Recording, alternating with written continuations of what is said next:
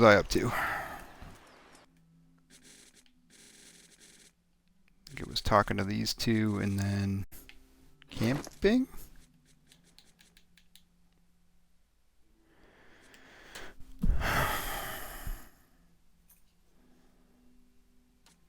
Gift.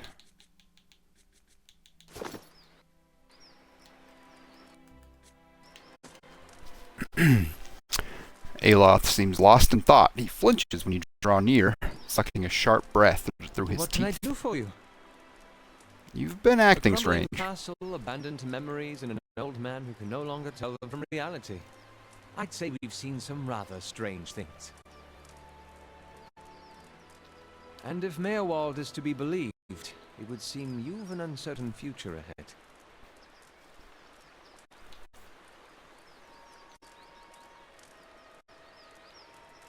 My situation is more dire than I realized. We've got to find this leaden key, and fast. It does seem like the logical course of action. I shall follow your lead. I wanted to discuss something else. Never mind, no I don't. That old watcher.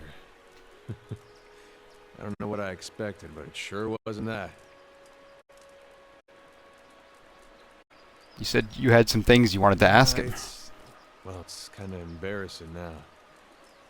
I just got a dumb idea in my head is all. Don't know why I thought it'd work. That's funny. That's probably the first thing I got my hopes up for in, I don't know, years. At least I got that out of it. You're going to ask him in front of me anyway. You may as well tell me now. Right. Yes, fair is fair, and you did bring me to see him. Those rumors back in Gilded Vale about my brother, Woden, about how he turned against us and fought for Widewind, been on my mind for some time now. The thing about Woden was, he always knew what was right, and that's what he'd do. One day he set out to fight for Deerwood against a man claiming to be our god. So I knew that's what I had to do too. It was right. And hearing claims that he died fighting for Rhea Saris, well, that got me worried. Not that he'd chosen the wrong side, but that I had. Didn't seem right what Widewind had in store, but if he really was Aethys, I thought, maybe this old Watcher would know how my brother died, so I could see if it was true. Like he could, I don't know, read it in my soul or something. Use our connection. Told you it was dumb. Why didn't you ask me for help? Guess because I didn't know you. It's hard to trust a stranger that says he's a watcher. I knew the truth deep down. The Watcher's not psychic. I think I just had this idea, and the idea made me feel a certain way, and I didn't want to lose that. Dang it. Really, if I wanted to find out about my brother, I shouldn't be starting with watchers. I should be starting with records. So why don't you? Adir thinks a moment, his lips twisted to one side. He raises his eyebrows. If there was anything written down about it, they'd have it in Defiance Bay. They got an archive at the You've done a lot palace. for me already, but if you could see fit to pay that archive a visit with me, well, you know. Knowing my luck, the records clerk will go crazy and try to kill me. I'd feel better with you in there with me. I will get this all figured out eventually. Oh, man, okay. The heck was I? Alright, can't camp. Shouldn't.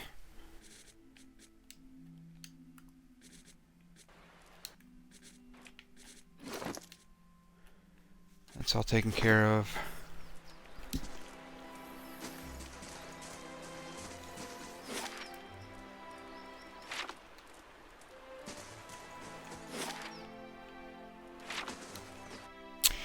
Well, as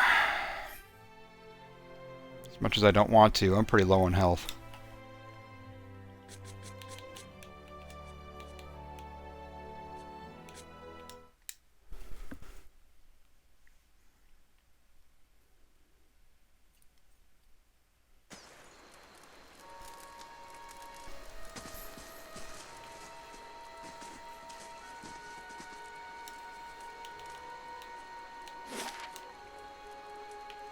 Alright, that's that. So the question is, do I want to go south to Wood End Plains, or do I want to backtrack a bit and go to the Madmer Bridge? I don't really want to go...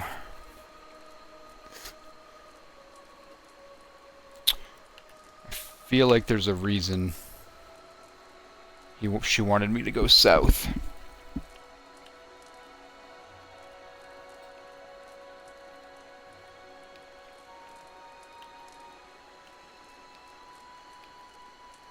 So let's check this place out for... Oh, that's such a long time. Okay.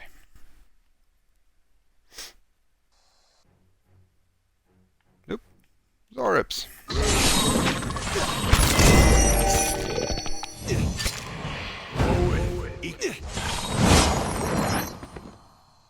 One rather powerful Zarup.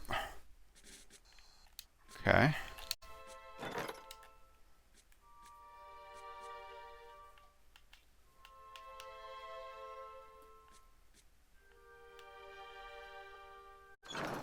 One day, 12 hours. No.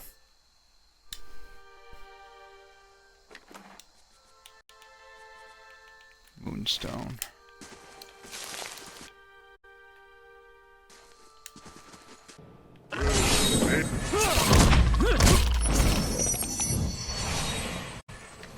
Not all that powerful when they attack him correctly.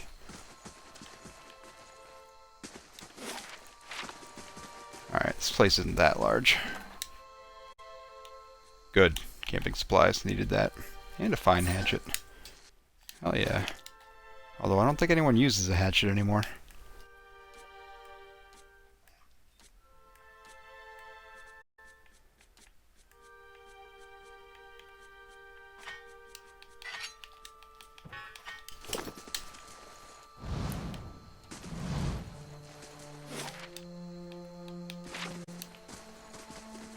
Nothing going on that way.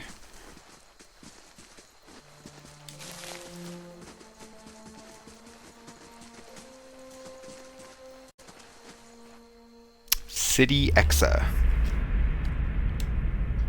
You see the interior of a small, dark shop. The shelves are covered with a variety of goods, some commonplace and others of a little more exotic variety. This man wanders the shelves of the shop, smiling and fondly touching the items. He maneuvers through the aisles, the only person in the shop. He stops in front of a large display showing the model of a large worm, a plaque in front of it detailing information about its natural habitat, food preferences, and mating rituals. He moves on, wandering from display to display, stopping at each one to take it in. He looks out the window at the front of the shop and sees the sun has broken the building line. People are wandering the market, stopping into shops and loitering at the stalls, looking for a bargain. Standing before the front door, the man turns back to the shop and smiles again. He then unlocks the door and pushes it open, letting in the sounds of the market. Great. Vanessa Smedley. As you near... Yep, same. You see a crowd doubled over, sharing bouts of laughter as a mischievous-eyed woman relates a tale of her last adventure involving an unusually self-conscious troll. She has them exactly where she wants them as she throws out the punchline, sending anyone who wasn't already smiling into tears of laughter. She curtsies at the crowd with a flourish and a wicked grin and makes her way to the bar, quickly followed by a legion of eager suitors, each trying to buy her affection with a drink. She turns each of them away, but none leave without a smile. She enjoys her drink, content, and starts to scribble down the beginnings of her next performance, laughing at her own jokes. Lars Nilsson. You see two figures, a human and an Aomua, standing in front of this man. The human just stands there fuming while the Aomua is yelling, red-faced with fury. He is leaning forward, a stream of profane imagery flying from his mouth, his face rapidly turning purple. The man stands straight in the face of the onslaught, unmoving, a bemused smile on his face. He holds a rapier, nonchalantly by his portly flank, point down, but his hand is tightly gripping the handle, his knuckles white. The Oumuamua stops yelling, pausing only long enough to take a breath, intent on immediately starting again. The man holds up his left hand and begins to speak during the brief silence, trying to defuse the situation and cut off continued abuse. The Oumuamua makes a grunting noise and pokes the man on the breastbone to stop him from speaking, leaving the finger against his chest for emphasis. The man with the rapier tilts his head down, looking at the finger resting against his chest, then looks back at the Oumuamua without moving his head.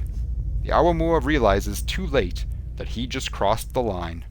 The man grabs his hand, squeezing and twisting it. There's a loud cracking noise, and the Oumuamua cries out.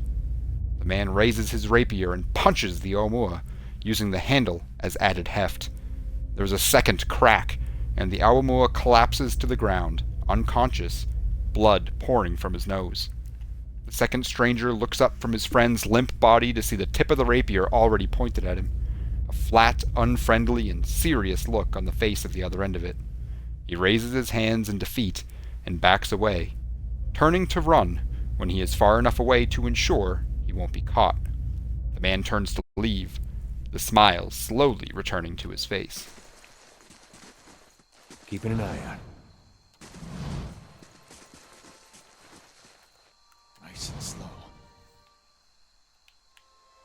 Oh geez, that thing can see me from a ways off.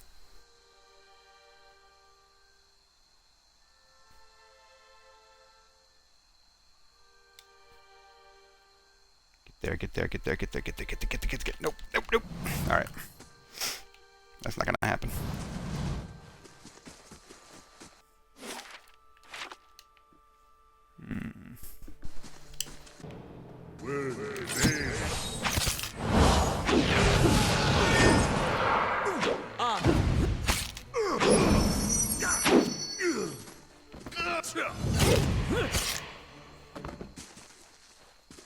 As ridiculous as it was that he took so long to attack, he actually did his job for a change and stopped them from attacking other people. If you can do that every time, Eater, we'll be happy.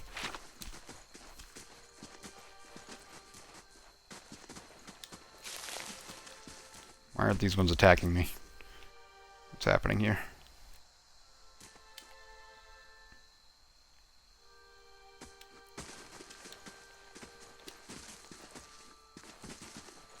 The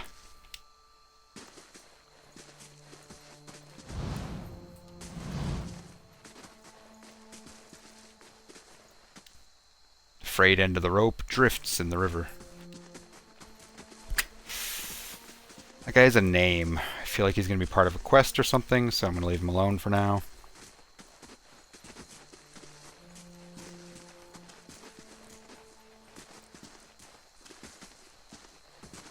Have to remember to come back here later.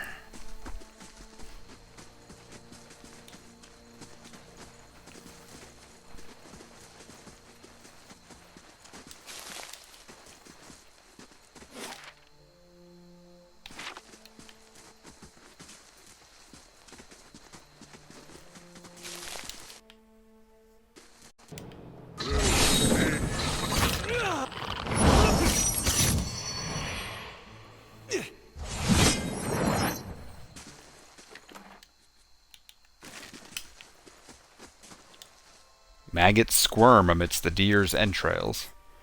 Aw, poor deer. What is that, a troll? Ooh, not a forest troll, a regular troll.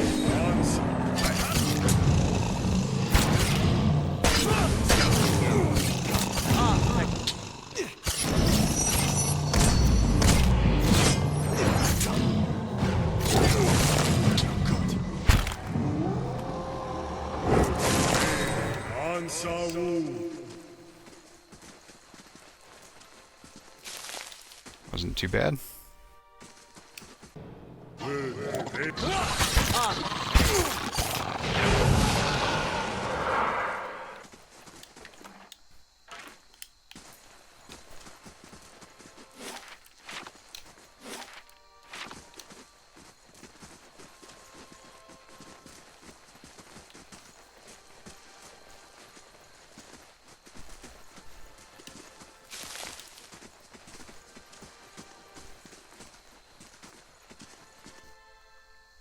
Damn looters can't be bothered to find an honest wage. Paragunned. Curse my luck, the woman mutters, kicking her foot into the ground and upturning a clod of soil. As you approach, her ears twitch and she turns to greet you. Hail, traveler, she says with a half-hearted hand wave. The bridge to Defiance Bay is out. If that's where you're headed, you'll need to find another route. What destroyed the bridge? And for the record, called it. The river has been rising on account of all the storms. Here, where the river narrows, the flooding did the most damage. The Orland woman folds her arms, a scowl overtaking her face. Guess they don't make things to last around here, do they? One of the stone columns collapsed in a flash flood, taking the whole middle section of the bridge out to sea. Mortimer Bridge was the most direct route from the Gilded Vale to Defiance Bay. Merchants and travelers now have to find boat passage or add days of extra travel to loop around the bay. So I started a ferry service, thinking I'd earn some coin and help others cross over to the bay. Paragon shakes her head, her ears twitching as she speaks. And that was a bigger mistake than that time I allowed a cipher to court me. Mistake? How so? I'd been attempting to turn a quick copper, but... She bites her lip, her face turning flush with anger. Just my luck, the blasted currents threw my ferry into the rocks, dashed it, and my profits to pieces. Making matters worse, when I went to prowl the shore to salvage whatever shipping crates didn't sink, a pair of looters attacked me. She stomps her foot into the ground. The damned brigands had the nerve to attack. I managed to avoid harm, but now they have stolen by force all that is left of my fortune. She eyes you for a long second, her hand cupping her chin. You know, you look like you'd fare better against those looters than little old me. Could I enlist your help? I'll take a look. Paragon smiles wide, her ears perking up. Thank you. I'm sure those thugs have made a mess of my stock, but maybe there's something there to be saved.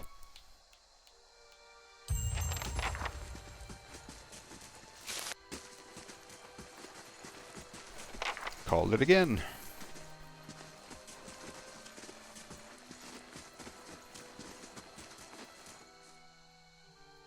Gathered around the soggy timbers of a shipwreckage, men and women pick through the driftwood, snatching muddy silverware, moldy clothes, chipped pottery, and anything they can spot amongst the detritus. All eyes turn to you as you approach. The group trade nervous stares at you until at last a woman in muddy clothes steps forward and speaks. Where are Brettel and Terran? She asks. They were just up along that path and we heard fighting. Her eyes narrow and a hand moves toward a knife on her belt as she anticipates your reply. They attacked us. It was a matter of self-defense. You killed them! You see Hanwen's eyes tear up before she buries her face in her hands. The men and women around her take a step back, eyeing you cautiously. Hanwen looks up, wiping her eyes. You speak of self-defense. Well, we are defending ourselves from this storm. Her voice rises and her face grows flush with emotion. The floods took our entire farm. We have nothing left. Nothing! No food, no roof. Now I don't even have my cousins. She throws up her hands in despair. We don't want to fight you. We've lost enough already. Please, just leave us. I came here investigating some missing cargo. We mistook your cousins for looters. She blinks in disbelief. Looting? But this is a wreck. What value does it have? The men and women all turn to her, their faces frightened and worried. Please, we need these supplies dearly. The storm took everything from us. It is not our desire to steal, but we are destitute. Should we let these wares just sink to the river bottom? Regardless of your need, you're still stealing from Paragon. Perhaps you could tell the merchant you found nothing beyond bits of driftwood. From her point of view, it will be as if the river washed it all away. Besides, how much copper will she really make by selling these rotting clothes and soiled wares? Are they telling the truth, though? I will not lie to cover your thievery. Hanwen looks at her comrades, all nodding in agreement. Then you leave us with no choice. Yeah, I figured that was going to happen. All right. Sorry, lady.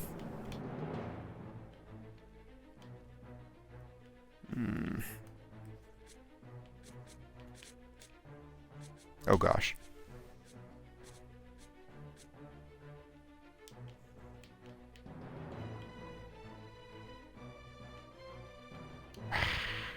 Alright, let's just see what happens.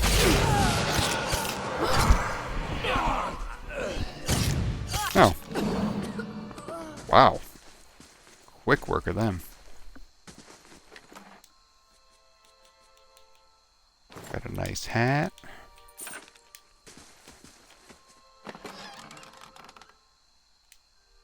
A variety of muddy goods salvaged from a wrecked ferry. Primarily soggy clothing and dirty food. I'll see what I can find.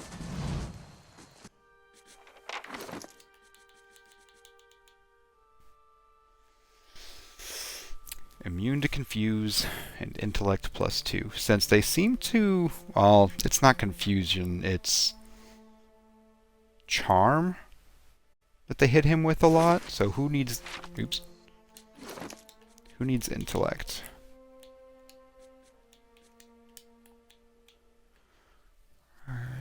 Combat contributes to the will defense and influences durations and area of effect for abilities and talents.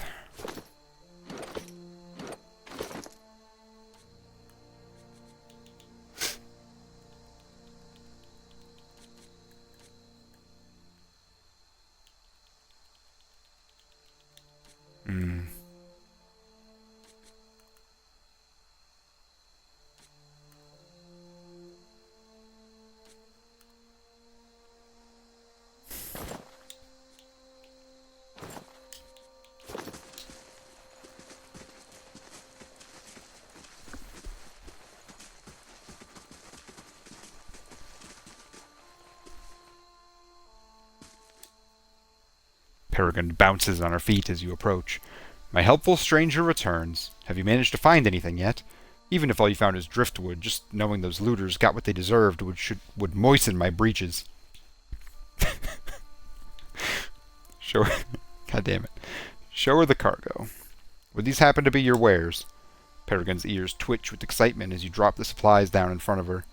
Thank you. I was beginning to think it had all sunk into the bottom of the river. She reaches into her tunic pocket and hands something to you. Consider this a small token of my gratitude. I will reward you properly when you visit me at my shop in Defiance Bay. Cool.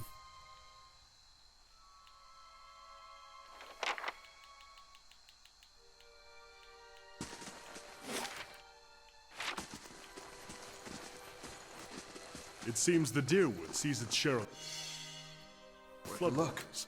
We'll have to go around.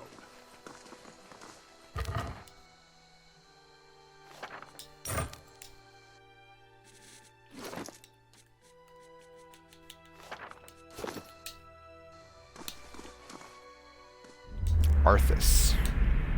You see a battlefield covered with bodies. There is death everywhere.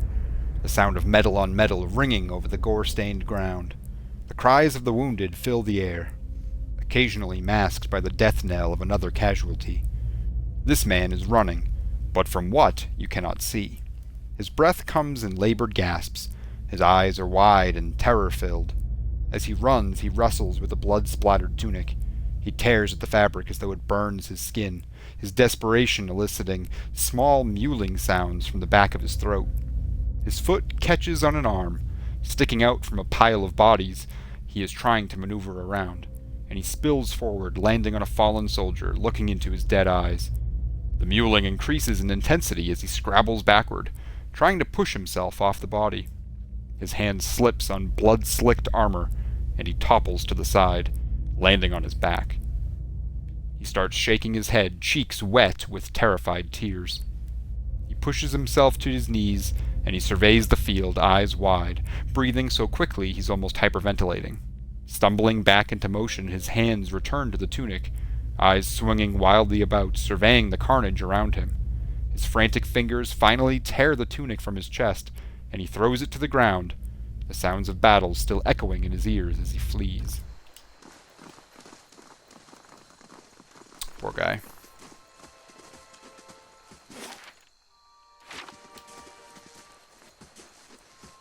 And alright. Since that is apparently what's happening there. Okay.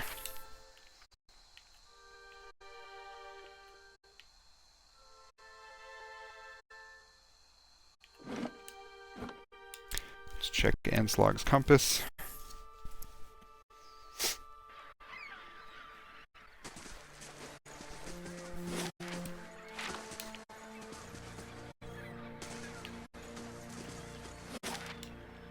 Yeah, I didn't think so. Okay, and then I know...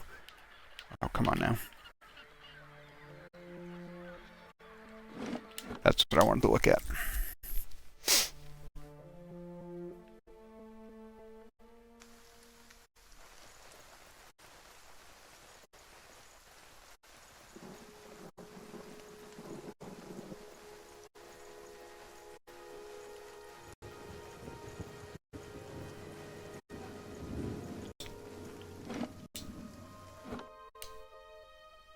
Stop in here to rest and... Actually, before I do that... Is this ready yet?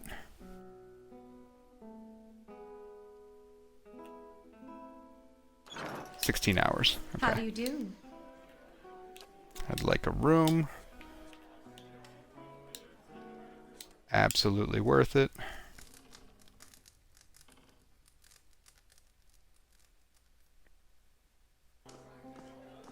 Good day, stranger. Let me see what you got for sale. Because I want to sell all this crap.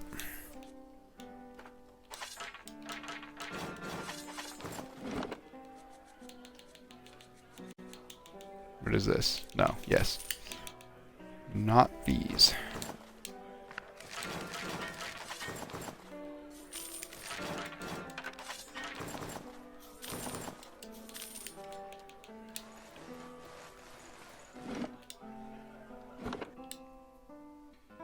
Pop back out here.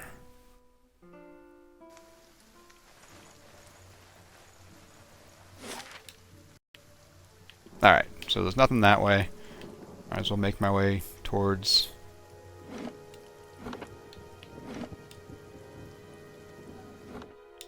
Here, let's stop here, because that should be my 16 hours.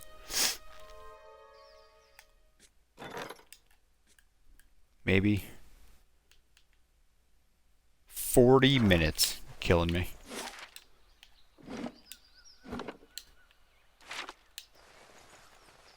How long will 40 minutes take?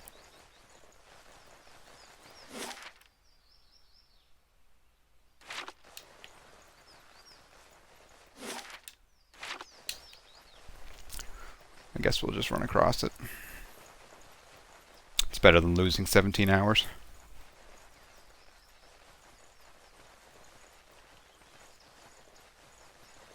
And we get to see all the dragon skulls again.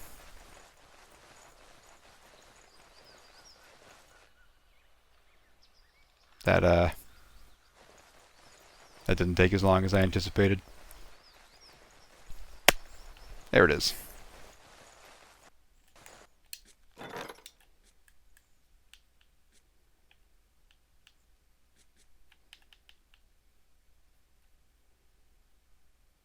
Six minutes. Ugh, come on.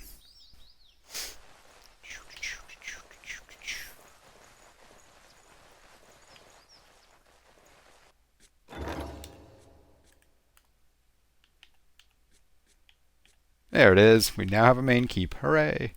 Bright Hollow. Absolutely. I need a place to rest for free.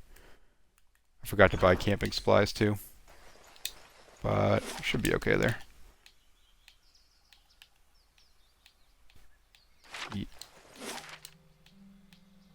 Go.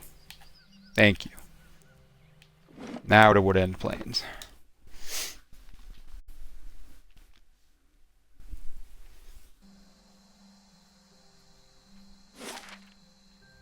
Oh, this is a big map. Okay. Whoa. Benefactor, Lord, Jongler, Catalyst. What is this?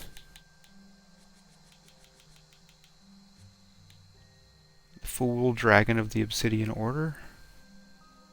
Eternally in service to the Order. Michael Zoldak, Trutnov. Lord Torbjorn Gronevik Dal. Here lies an unfortunate lord who irresponsibly stored above his bed, poorly fastened his powerful magic sword. Tulamirski. What? The glow of the fire shows the way through the night, and the wind will lead us home. Uber. He loved to run and run. Sometimes he didn't, but still he kept at it. Then he stopped. So here he is. What is all this? Here lies boob plate. Alright. What? Their fans saved the day and joined their play. Knights in shimmering armor, or fools in tights to look charmer. At least not in boob plate inappropriate, which would make Josh quite irate. What is going on? What even is this? Zinni the Ratonga was here. An avid gamer and a dedicated backer to... Oh! Oh! Are these is this an actual memorial to, like... Wow! Filled with light, consumed by shadows, Valkyr Grimbaldson. Greetings from Swafnir's home, where I feet, drink, and sing, waiting for Hrongar's return. May my axe be as sharp in death as it was in life. That doesn't... That sounds... So saith Kidiana, disciple of Vril. He is death incarnate, endlessly feeding on the nightmares of tormented souls in the dark tunnels of eternity. In his wake, despair and destruction follow. His power ever grows. He will be reawakened. In his dying breath, he muttered the numbers 0, 4, 5, and 1. What could it mean? William Lambert. Willie's not here. He was never here to begin with. A tall dwarf fond of beards and axes. This one throws me off. I'm starting to think that some of these are actually memorials.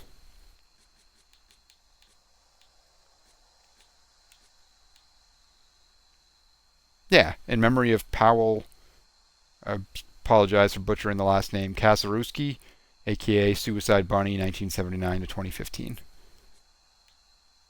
Wow. Here lies Firedorn, a bard, a poet. He was also a card, but most didn't know it. A poem he wrote in jest was misread. They asked for blood, so now he's just dead. I feel, yeah, that's a really nice touch. That's really cool.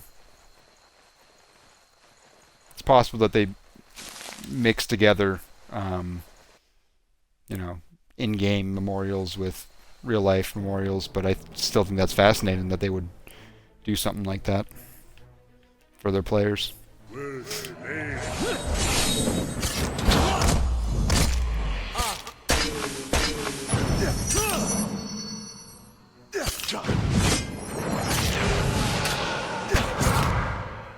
No good.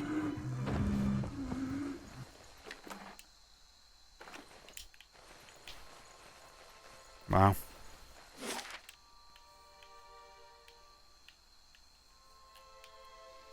Alright, that's Stormwall Gorge. I ain't going anywhere yet. I need to figure out the rest of this area. And it's a big area, so this might take me a minute.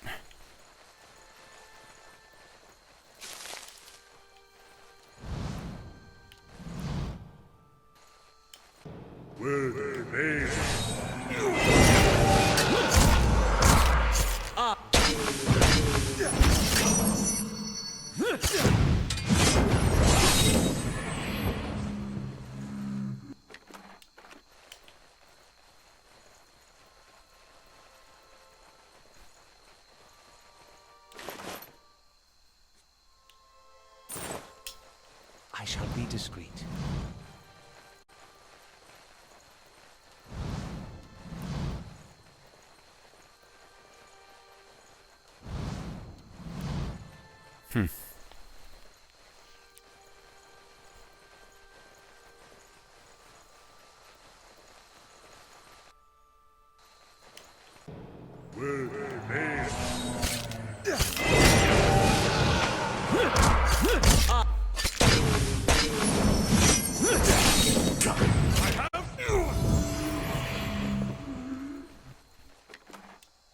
Hey. Someone leveled up. Literally the least important person, but I'll take it.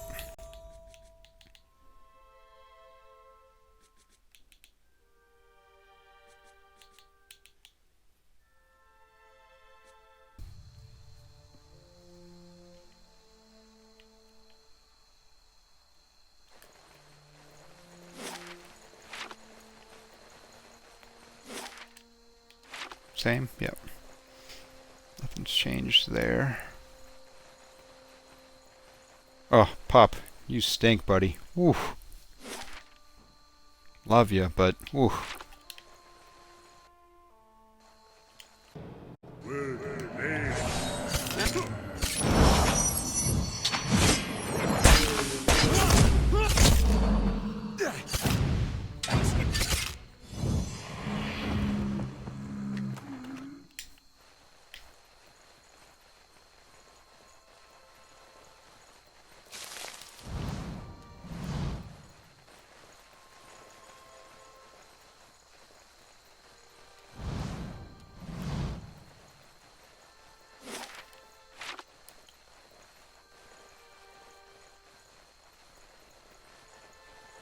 Easy does it.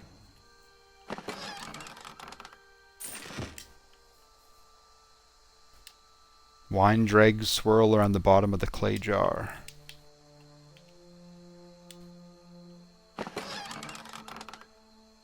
Potion of bulwark against the elements.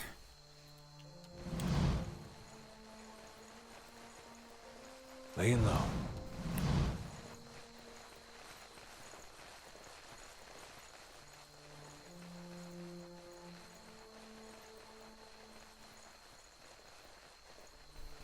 I'll take a peek. Just a massive, open, empty plain. Light, flame, and sound. We'll keep to ourselves.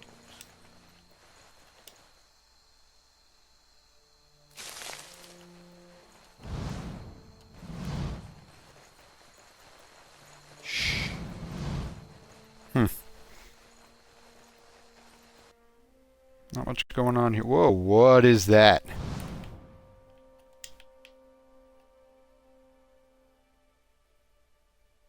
I don't like it. Keeping an eye out. There's only one of them, though. Should be alright.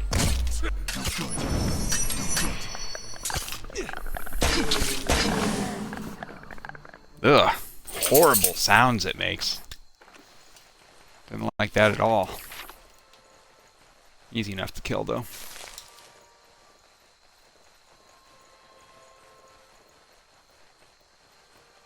Hush, Itumak. We'll just wait a little longer. Who are you now? Sagani. A dwarven woman dressed in skins and hides leads against the road marker. Her face is turned down, her eyes darkened by a thick stripe of face paint. She's sharpening a bone arrowhead with a scrimshaw-handled knife.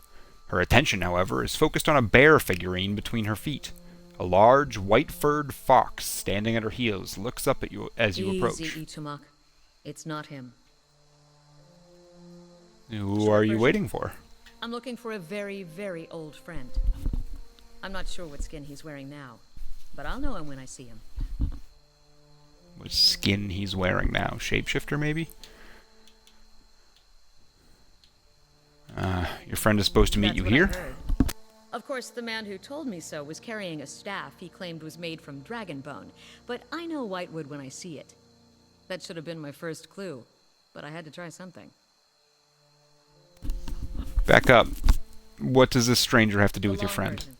Here we go. I'm Okay. from an island to the far south called Nasitak. I came here looking for a village elder, a man we knew as Persok. I'm a hunter back home, so tracking someone wouldn't normally be a problem. But Persok's trail is cold, to say the least.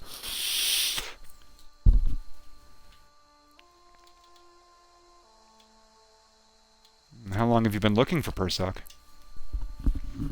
Her painted brows lower, and her compact, muscular frame sags for just an instant. 5 years. It's a long time. Why can't you find him? There can't be that many of your people in the Deerwood.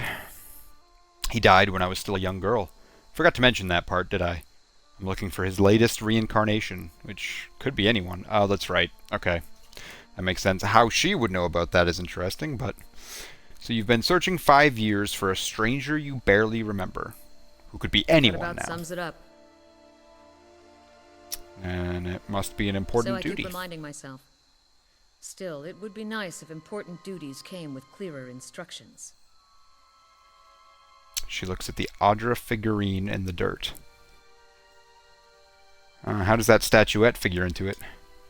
She dusts the figurine on her trousers and raises it in her small, flat palm. It's carved in the shape of a bear, smooth and round. The polished Audra is worn to a dull mat along its arched back and ovoid haunches. A soft glow emanates from within. Cute, isn't it? It belonged to Persock. Before he returned to the wheel, he left a splinter of his soul in it. Something to help us find him later. As she holds it out to you, you feel wisps of sensation. Not quite memories, but traces of someone. When I left Nossitok, it was completely dark inside. But as I've gotten closer to Persock, it's glowed steadily brighter. Since I've reached the Deerwood, however, it's gotten hard to read. Some days it flickers and goes dark. Others it shines nice and bright, for a few hours. But most of the time it looks just like this.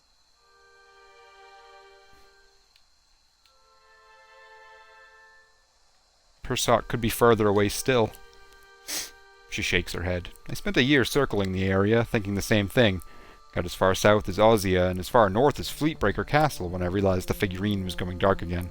Same thing happened when I trekked through the White March and circled the ways back to the west. Maybe it's broken. She laughs hollowly. Even Skane couldn't be that cruel. It's working, I'm sure of it. It's just not as precise as I'd hoped. Even so, she squints at it, looking doubtful. I could take a look at it. I've heard that one before. The whole reason I'm standing here is because some so-called watcher from Forkvale told me he could take a look. For a few golden dukes, of course. I was on my way out of the Balmarsh when I heard talk of a traveling mystic who could supposedly see souls. I knew it was a long shot, but what did I have to lose? I went to see this fellow and gave him the Audra figurine. He made a big show of moaning and rolling his eyes, and after I'd given him 5 golden dukes to lift the shroud, he told me to seek the crossroads in the field between the wolf's lair and the twining trees.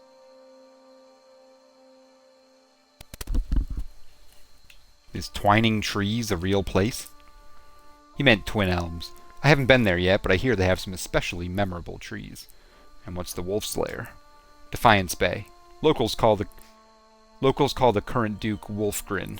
Sounds like he'd be fun to drink with. He thought he was being Go on. vague, but I know the area well enough to recognize that he meant this place, right between Defiance Bay and Twin Elms. I had a bad taste in my mouth, but my coin was spent and I'd already left an arrow in his knapsack as a friendly warning. Told him I'd come back and leave him with another if it turned out he was giving me the runaround. I've been here a week now. Guess he had the last laugh after all.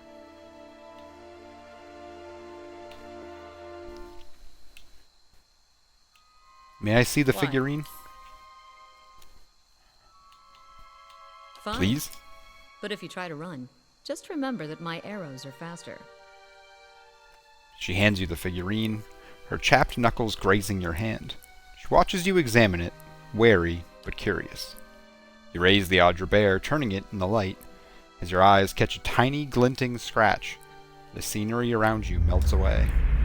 You're standing on a cliff overlooking the water, seeing through eyes that aren't your own. You catch the musk of beasts amidst the fresh scent of vegetation, and your heart beats a little faster.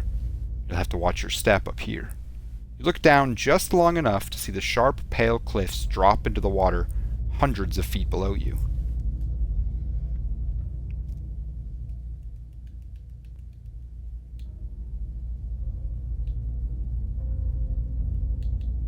Sniff the breeze. Breathing deeply, you smell salt in the air.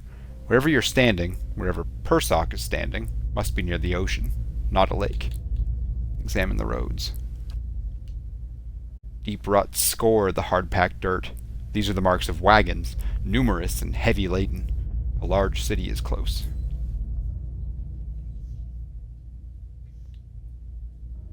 I see a vision of cliffs high over the water. Does that sound familiar? Your question is greeted with shrugs and silence. Oh, he's standing on a Talking cliff. about? What just happened? I'm a real watcher. She blinks at you a few times, calculating. If you'd seen the way he stares at dead things, you'd know he's You serious. realize I've got no coin to give you, even if I did believe you. Come with me. I've got other business in the area, and we can look for your Persock on the way. Sure. Boom. Oh. Wait. Crap. Hey there. Alright. Let's do that first. And then... you. Give me that. I guess you can keep... No, you know what? I'll take it. Take that. That. Actually, I will let you hold on to the hatchet.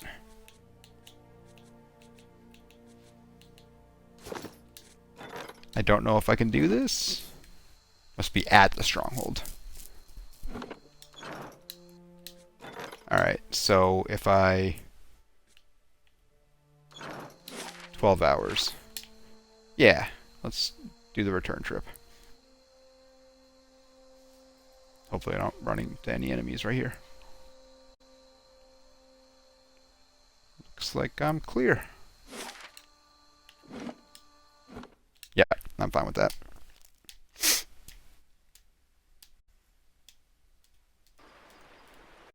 It's very nice. We're not sleeping here, are we? Party. Sure. Now I can get rid of you. Put you there.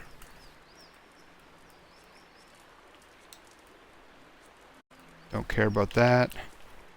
Bright Hollow's done. So let's do...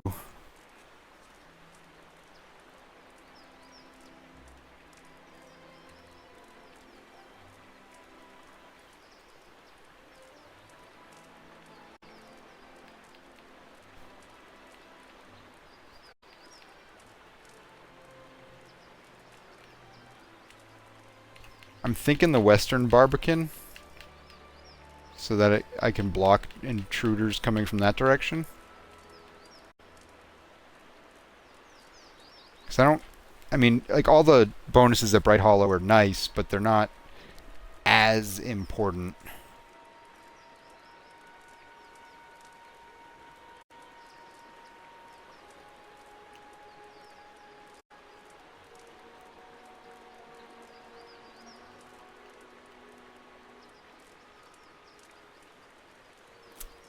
Yeah, I'm thinking the Western Barbican.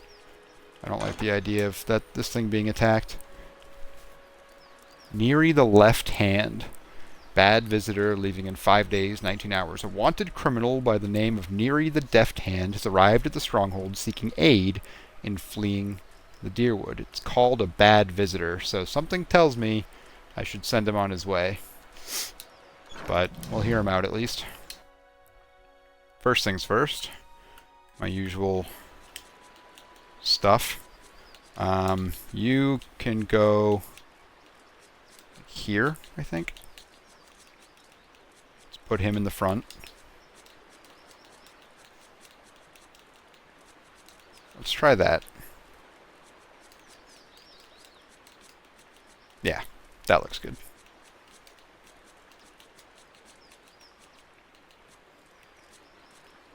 Ugh.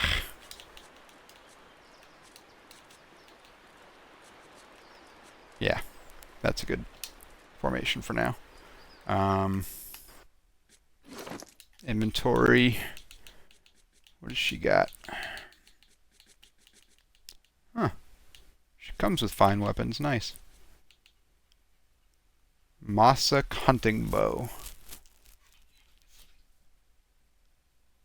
Accurate 2. Sagani's hunting bow is made for a dual role. In her home village, the hunters pursue game both to kill and to subdue, often using blunt arrows to stun small quarry. These captured animals are sometimes raised or traded to other villages. As a result, Sagani's Mossack bow can fire arrows that do pierce or crush damage, but it has slightly reduced range and damage. I like how attentive the dog is. Yeah, he gets like that anytime something moves on the screen. You're good. You're good. Relax. Take a deep breath. Take a deep breath. Yeah.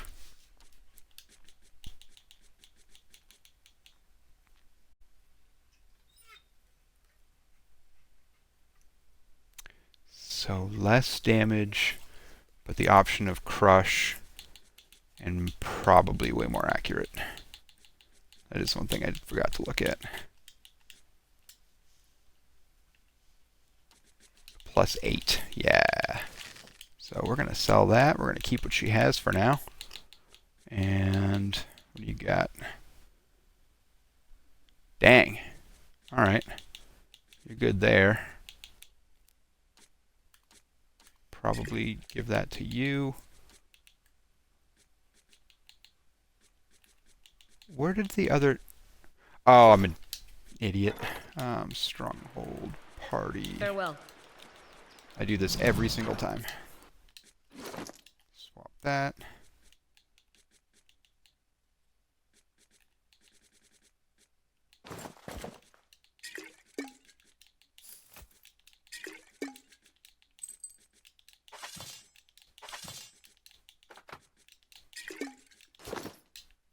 Okay. Sure. Swap you. Try that again. All right. Let's give these to you.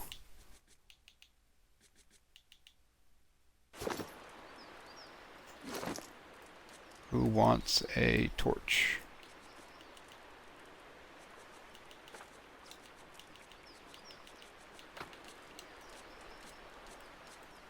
Someone's got to carry one. Well, you have one. There.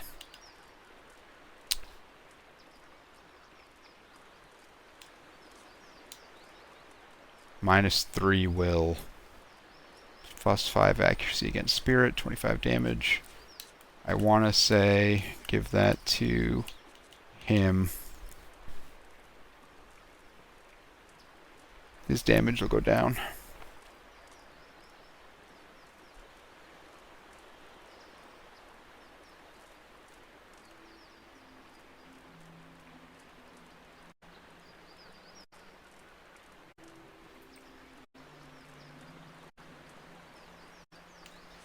That damage goes down quite a bit.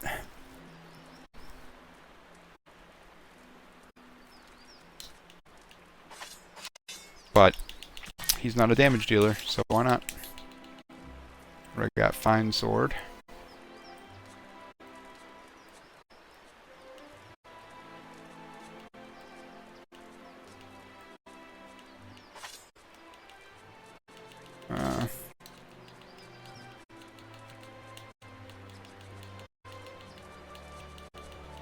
Not that he'll ever actually need this. Yeah, we'll just sell it. DR9. Second chance to.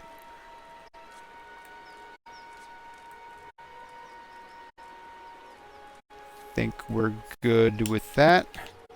Who needs this?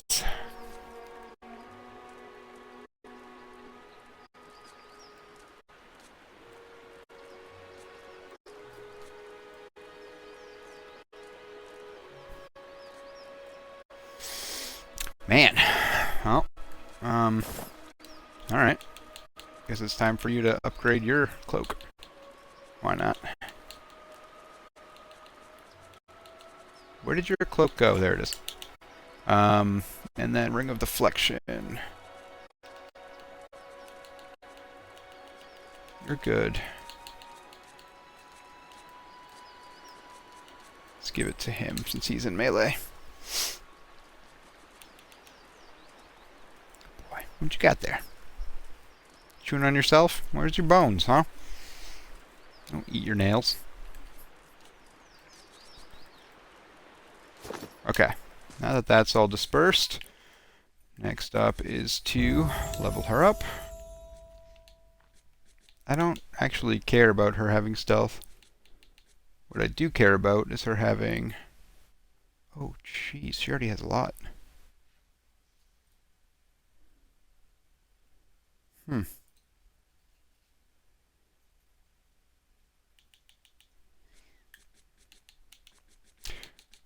Oh, companions are fun. But marksman is also really important for her. No, no, no, no, no, no, no. No.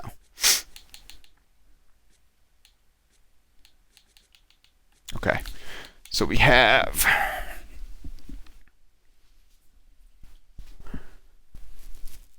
Trains the ranger's animal companion in vicious tactics, causing it to deal more damage and penetrate damage reduction with each hit. So that's sweet. Wounding shot becomes more accurate.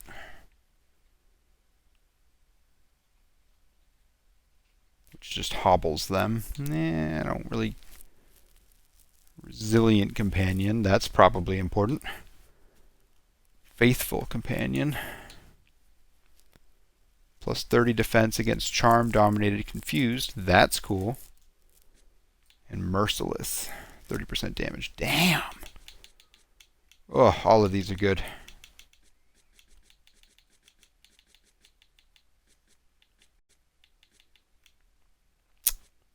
That's a tough one.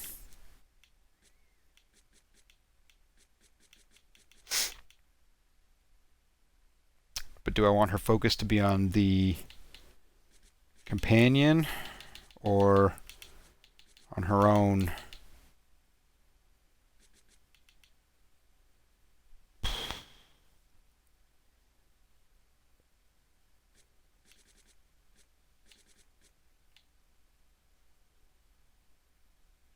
We'll start there. And then I want to look at what the companion actually does. Oh, I forgot to give her... Alright, I'll do that this level. Huh. There is not.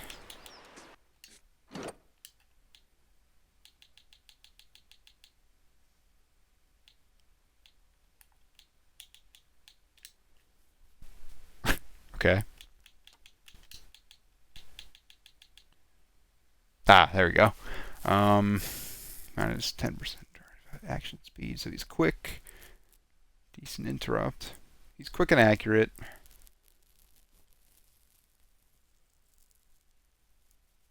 That minus 10 will, though. Yikes.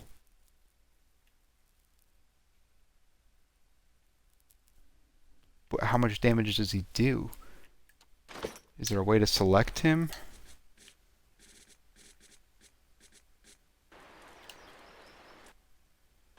Ah, there we go.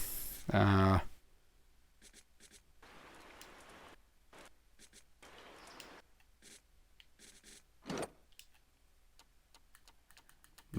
in the way that I want to. It's cool that I can take control of him and run him around, though. That's neat. Oh, you're going to be mad at the fox, aren't you? This is going to get ugly with you.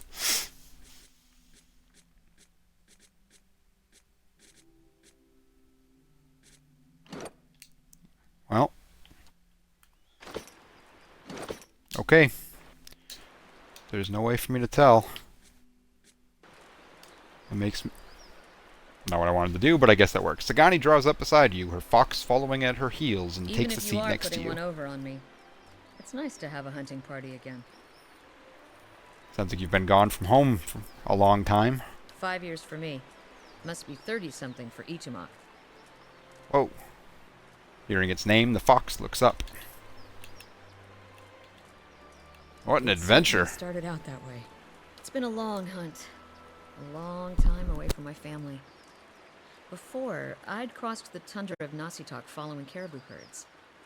I didn't want to leave Kalu and our children, but I was eager to visit lands my people rarely do. But 5 years without finding him. It's like 2 hours of necking. I'm ready to be done with it. Why do you have to find Soul Persock? recovery is an old village tradition. We call it the Tarnek Elite Sock. Once in a generation, we seek the soul of a much respected and long dead village elder. We tell him what's changed in the village, how people remember him. The only other Tarnek Elite Sock during my lifetime happened when I was a girl, not long after Persoc died. We feasted on blubber and fermented milk for a week, and we honored the chosen huntress as a hero. Then she left, and we returned to our duties. We still sang her name to the skies during festival season, but we otherwise didn't speak of her.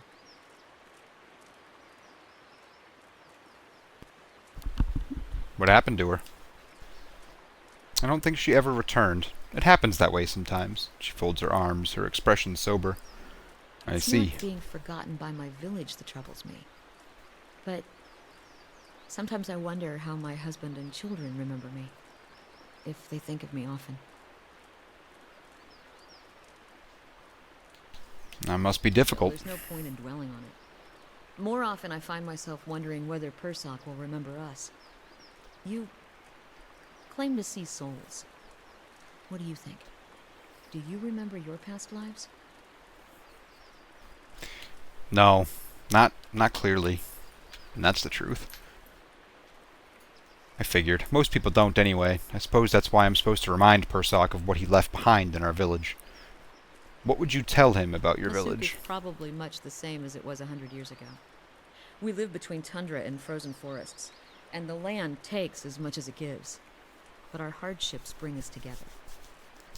And the elders truly unite us. They keep the stories of past generations, and they guide us from season to season, through good years and lean. Itamak brushes against her hip and she scratches his head. Recently, there have been a lot of good years. My aunts say we've had fewer clashes with neighboring villages thanks to the hunting territories that Persoc helped establish.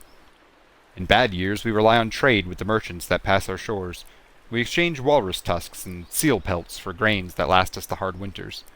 Persoc brokered a lot of those agreements, too. She holds up the bear figurine. He got this from one of the Awamawa ships that used to trade with us.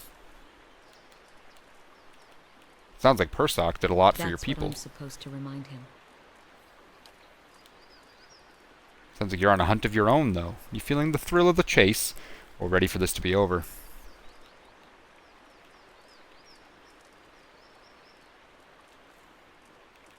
I enjoy the adventure. Every day brings something new. She smiles. Refreshing, indeed. She rises and stretches, looking around. Might as well keep moving while we've got some daylight. Actually, I'd like to talk some more. What's on your mind? That's a lot. Tell me about Itumak. She scratches behind his ear.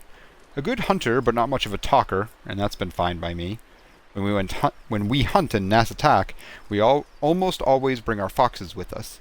They help us track and flush game, and they're fearless defenders against bears and snow leopards. Clever Itumak has always been my favorite. He wags his brushy tail. What do you do back in Nasatak? I'm a long hunter. I stalk game across the tundra with some of the other wives. We usually hunt caribou and oxen, but we find hares and birds, too. It's a good and respected position. To see so much of Nasatak in the company of my friends and sisters. This is one of the pleasures of life in Masuk. Tell me more about your homeland. Nasatak? She rubs her nose with one broad finger. It's a big island in the middle of the Deadfire Archipelago, just off the coast of the White that Wends. Tundra, mostly, with a few snow-covered forests in the warmer parts. Most of us live in fairly small villages, by standards here anyway. Mine is Masuk. What's Nasatak like? She shrugs. Cold, but not as cold as the White that Wends. The few kith who visit Nasatak find it sparse, but there's plenty to sustain a village if you know where to look. She ticks the items off on her calloused fingers. We get hides and meat from caribou, seals and small whales, bone too, which makes fine bows and arrowheads. Community's very important to us. We survive or perish together, so everything we do, every week-long hunt, every wall we build, is for the village. Who else lives there? Mostly Enutonic, like me. People here call us boreal dwarves. Migratory clans of Glamfelon from the White that Wends sometimes spend the colder seasons on Nasatak, but we don't see too many other foreigners who can tolerate the elements. She pats a weather-bronzed arm. Those of us in Nasatak like to say that we have a hardy layer of seal skin just beneath our flesh. Tell me more about Masuk. We're a tundra village. To an outsider's eyes, we're probably not much different from the others around us, but our elders have stories that go back hundreds of years. Epic hunts, battles with neighboring villagers, sojourns across the sea. We share these stories too. That's all. She nods. You said you had family back in your village? Of course. We never send a woman who hasn't had the chance to find a mate and have a couple of children of her own. Tell me about your children. I've had 5. Wow. Yakona, Estia, Nahuo, Najwo, Anik, and Malak. Estia and Anik died young, in long, lean winters. That's sad. Fuck. Malak was barely talking when I left. She scrapes a thumbnail along the handle of her hunting knife. He probably won't know me when I get home. She frowns, her hand falling from the knife. Even in Nasatak, I spend most of my time on the hunt. But then, it's easier to relish the hunt when I know I'll see my family enjoying our kill.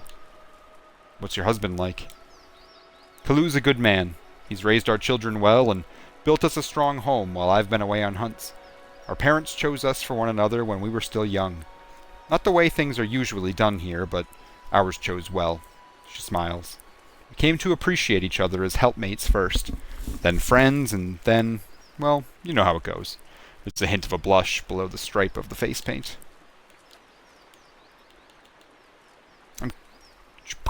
I'm curious about your search for Persoc. I'll tell you what I can, but Tarnak-Ilitsak pilgrimages like mine are rare. Why do your people have this tradition? She pulls the bear figurine out of her satchel, running a finger along its smooth back. It's something we've always done. The elders say it was first begun to forge ties with other villages.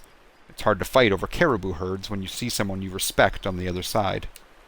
We also believe that passing our history on in this way keeps us stronger, and it helps them, the elders, I mean, return to us after they've been away from us for a generation or more. They can use the experiences they've accumulated over lifetimes to lead the village again. Are elders usually reborn so far from the village? Most often they return somewhere in Nasatak, a member of another village, or they're reborn among the Glamphalen of the White, that wends. Even so, it's hard to say what's usual. It's hard to say what's usual. A mischievous grin crinkles in her. Oh my goodness. See, this is a lot of reading.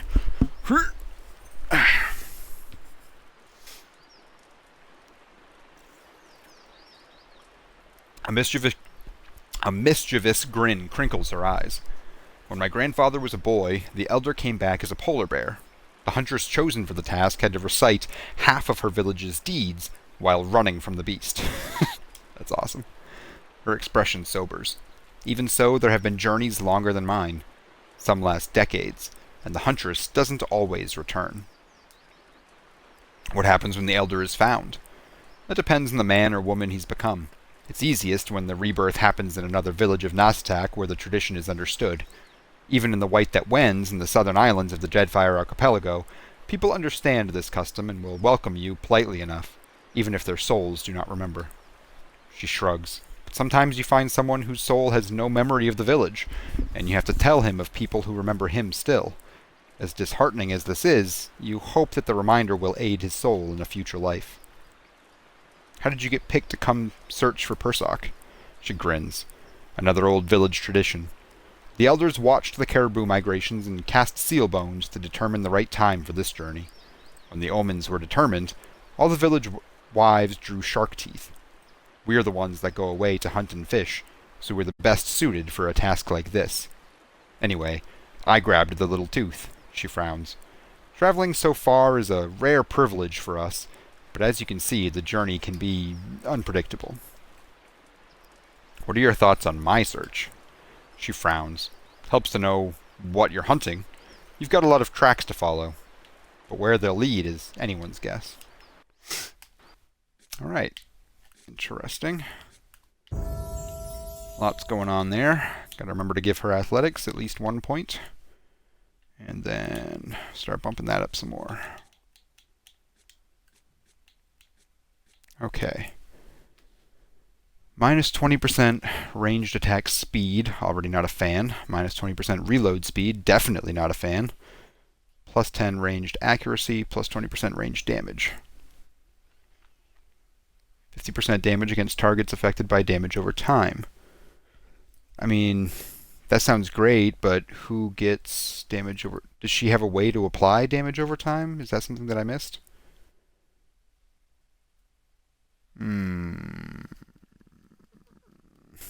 I hate that it's 1 per encounter, because that is really good.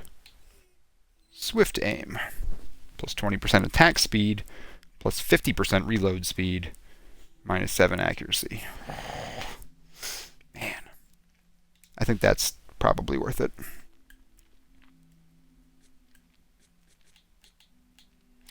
Alright, where do I want her to be? I want her to be at 4, so this is 1, 2. And what does you learn now? Don't care. Swift and steady. Didn't I already? Oh. Less of an accuracy penalty. That is nice. We'll see. Melee.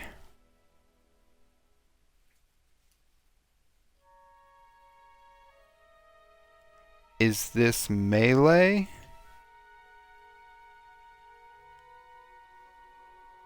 It doesn't say it's melee.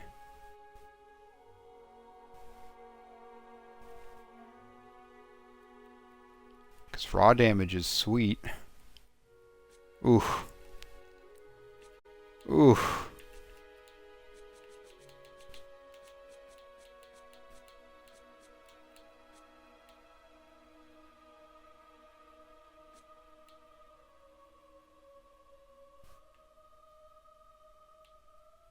Bloody slaughter might not be bad for her either.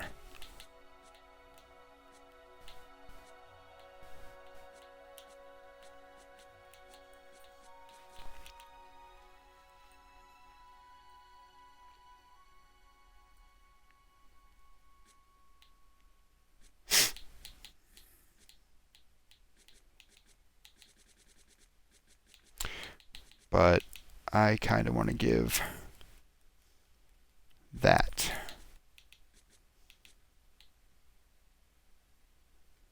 Or that. Shoot. That's a tough one.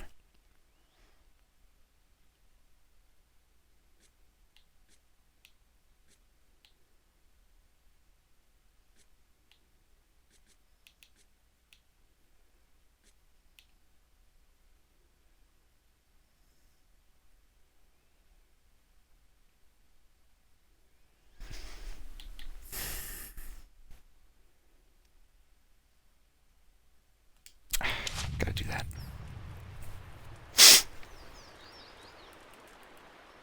Okay. Did I already pick my next stronghold upgrade? Did the inventory, did the... Oh, that's the thing I forgot. You. Alright. Always aggressive. Class behavior. Wounding shot, marked prey. Holds position and prioritizes enemy that are engaged by his or her animal companion. Uses wounding shot and marked prey against targets. Engage. Yes, obviously cautious. That works fine. Auto attack aggressive. Auto attack aggressive. Cool. Alright. Fair enough. Everyone come with. Why the hell did I come here? Check out Bright Hollow, I think. Oh, and there's a dude there. This was just a stopping point, but now that that's there, yeah. First things first. You're okay. You're okay. Leave the fox alone.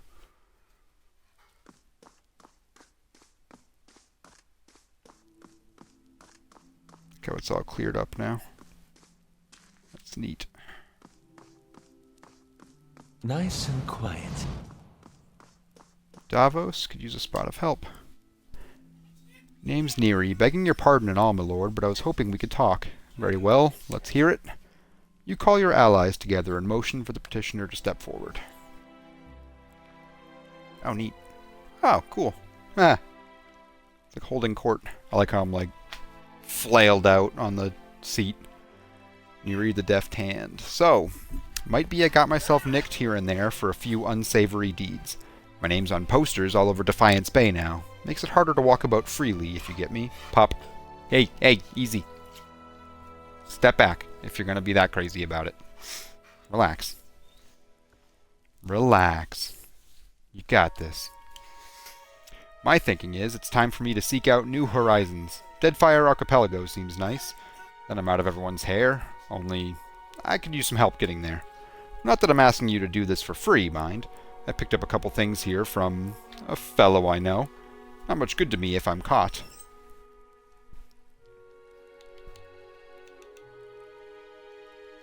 What did you do? Why can't I ask him what he did? Like, specifically. Unsavory deeds I don't necessarily mind, but I want to know the specifics.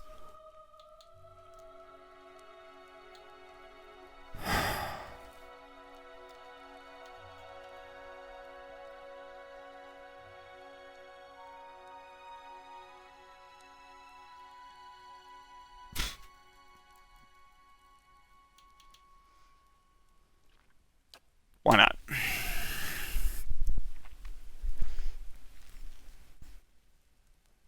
Knew you could, boss. I mean, my lord. What's the plan? 1,000 gold, though? Do I want to give a frickin'... Well, I say gold, but it's copper. Do I want to give a... That was nasty. I heard that through my headphones. Even you look embarrassed. Yeah. I'm gonna go over here now.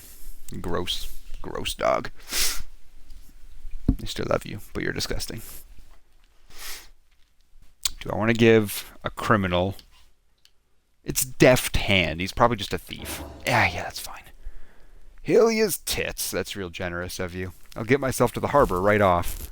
I won't forget this. I owe you one. Neary clasps her hands together in a grateful gesture, and all but jogs out of the hall. Cape of the Cheat and Potion of Power. I know it said bad visitor, but I need proof that you're bad, man.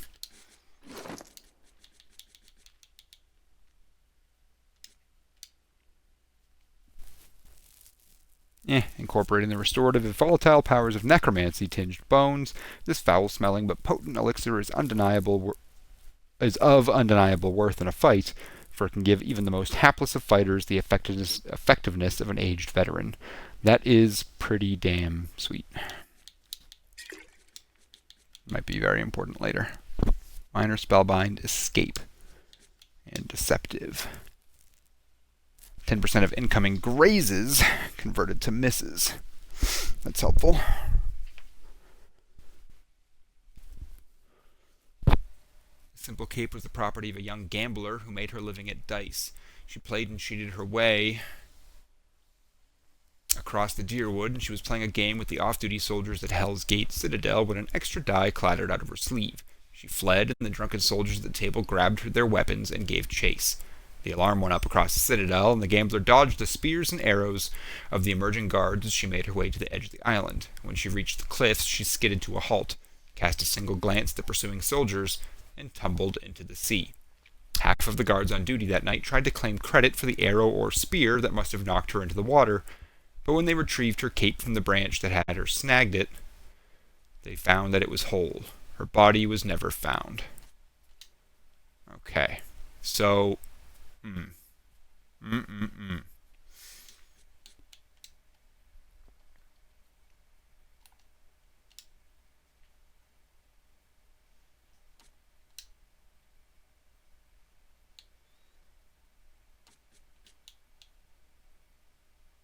Yeah. I will absolutely give that to him. Now, who do I give this to? I want him to hold on to that. Ugh.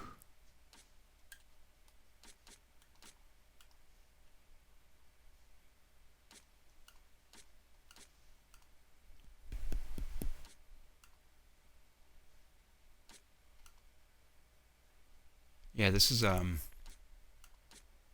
much less important now.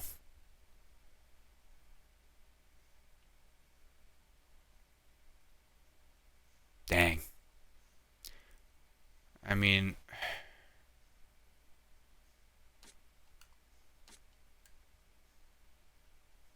I only want him to have the high will because he seems to get focused on charm attacks a lot, but I will try that with him instead, because if he goes down, I'm screwed.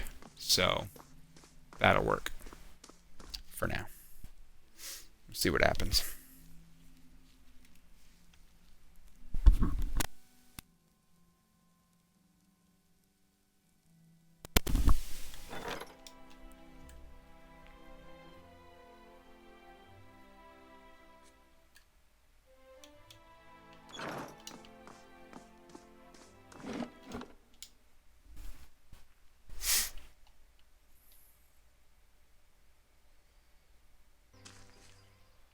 I feel sorry for whoever has to clean up this place. I want to check this out now that it's restored.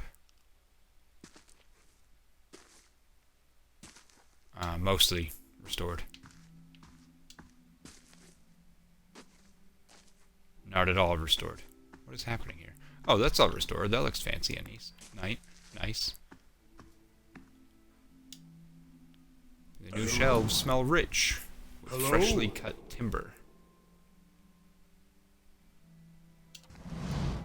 Okay. Cool.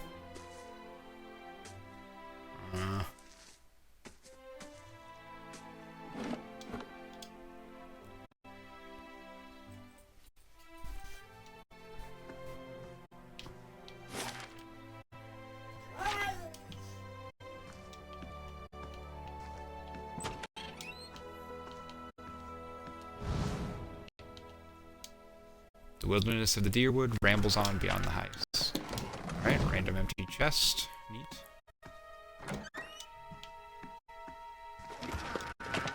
I'm gonna assume that most of these are empty.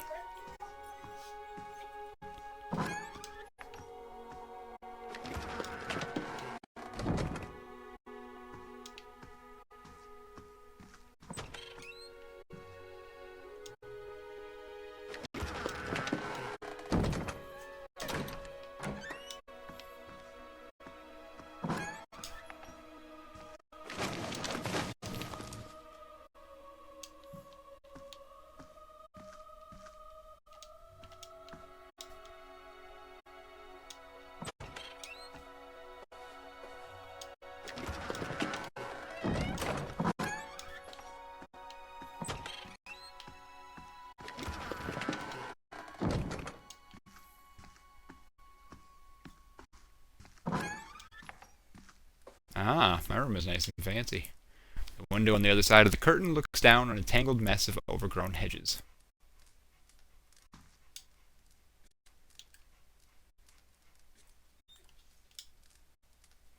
I mean, yeah.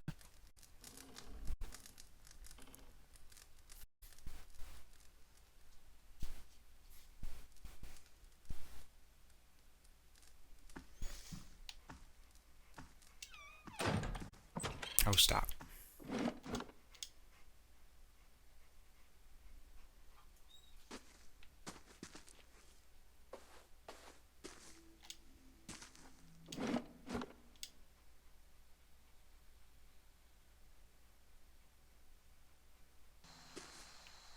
A few repairs, and this keep will be a sight to see.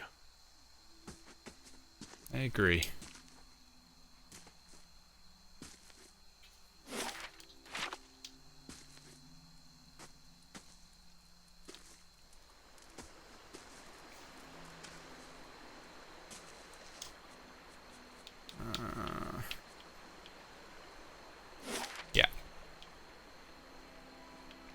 Still gotta finish up exploring this area. Let's see. Where was I? You're okay. You're okay. Get those eye boogies out. Yeah. There we go. There we go. Julie boy. You're okay. Alright. Really, where was I? Right.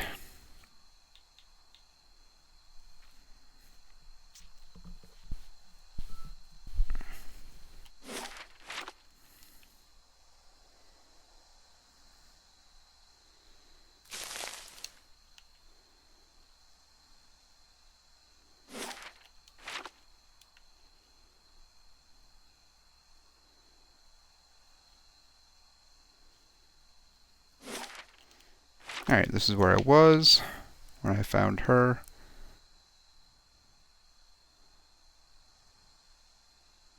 I'll see what I can find. A sparrow's nest is tucked between two angled slats. I'll see what I can find.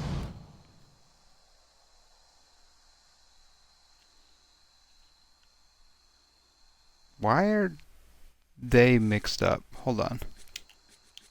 What the heck? Okay. Try that again? Thanks. Jalen Demathe. You see a group of robed figures sitting next to a fire. This woman, much younger and smaller, sits with them. They are discussing travel and making plans, deciding which road will get them to their destination fastest. A rustling noise catches the attention of several members of the group, and they stand, watching over the fire, straining against the darkness to see.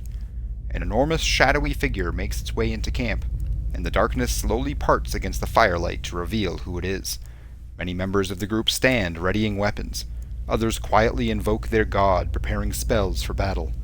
The girl looks around, confused, when the man sitting next to her stands, holding out his arms. He chastises the others in the group for not showing the proper hospitality to a stranger. The man walks towards the ogre, hand extended, speaking words of welcome in its own tongue. The ogre stares at the man for a brief moment. Then, with a swiftness seemingly unnatural for a being of its size, it swings the club it had been dragging behind itself. It connects with the man's head, causing a wet, crushing sound. The woman to the girl's right screams and rushes to the man's side, covering half the distance before the man has even fallen to the ground. From the darkness all around the group, terrifying and blood-curdling shouts answer the screams of those in the camp as more figures approach through the darkness. Wow, you had a rough go of it, huh? Tucked under the flap of this bedroll is a relic of some kind, a small conch shell strung with seaweed.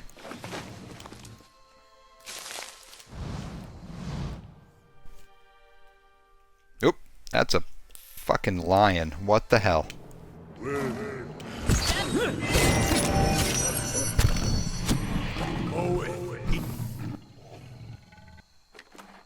Why? Why a lion? Lions were once a common sight on the plains east and south of Glanfath's great forests, but colonization in the eastern reach has pushed the great cats back to the relative safety of the territory between Glanfathan and Deerwooden communities.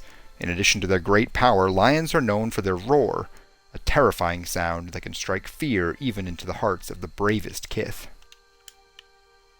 Jeez. Great. Excellent news. I have to contend with lions now.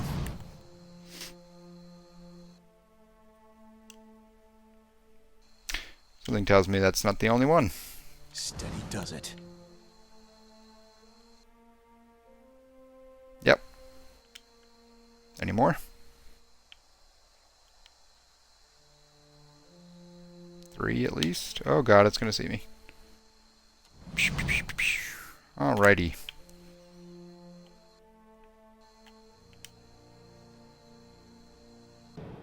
Let's do it.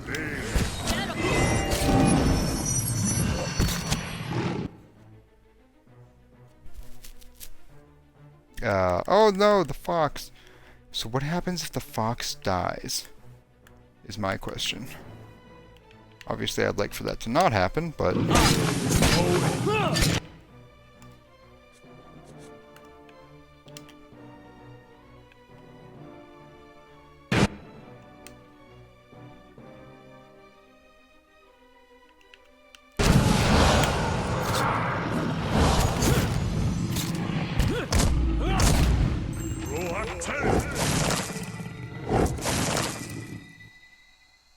Zah.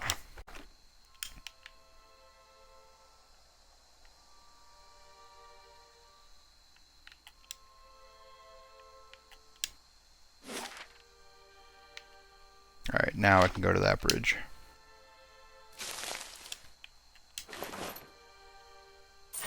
Ooh, unique axe.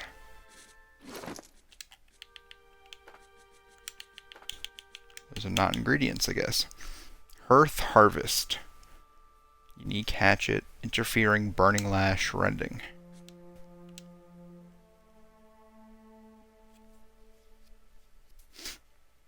This hunting hatchet has a leather-wrapped wooden handle and a silvered blade covered in finely etched flames. When the blade is coated in the blood of prey, or an opponent, the etching glow a fiery gold, roaring to life. Even at rest, the hatchet smells faintly of smoke and charred flesh. That's so interesting. It doesn't do much damage, though, for a unique weapon.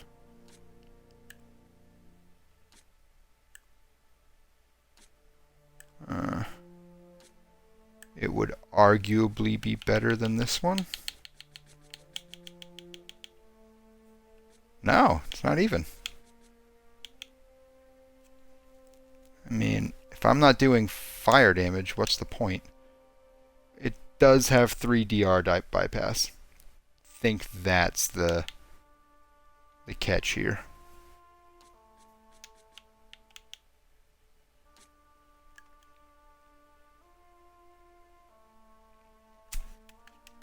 Oof. Yeah, because that would make it effectively like up to 14 to 18.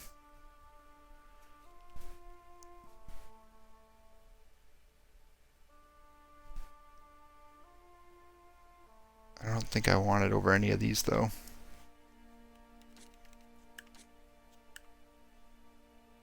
Maybe to him.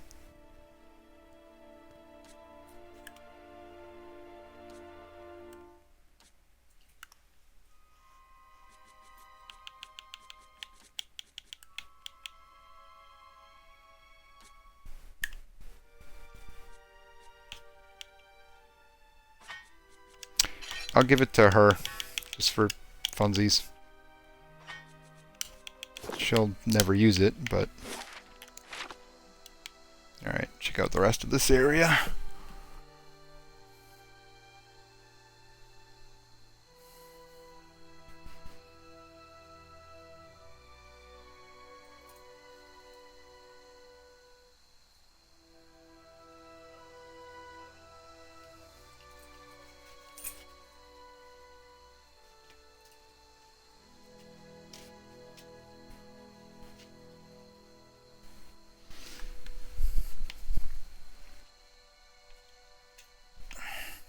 Sorry about that.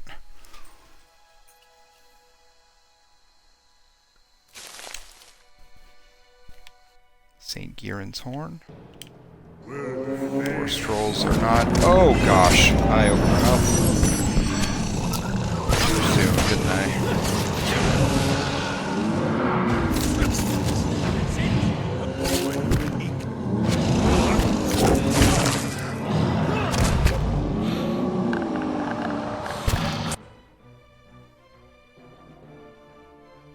Oh, I don't care about them.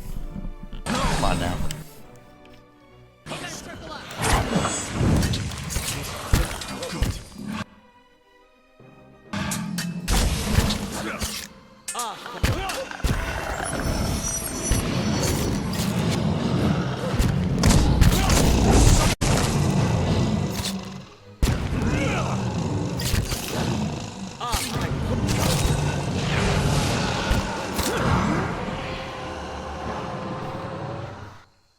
That was nice. That worked out very well. Big fan. Big fan.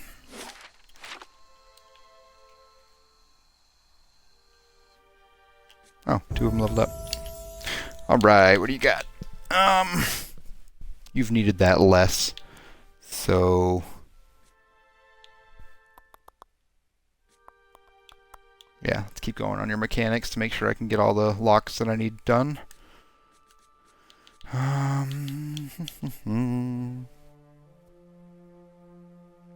Expertise in the art of pain leads all slash, pierce, and crush damage caused by the rogue to also do raw damage over time. That is phenomenal. I mean, it's not a lot. Oh, no, it is. It's 3.5 per 3 seconds for 11.5 seconds. So it's... That's so confusing. Over 6 seconds, it would be 7 damage.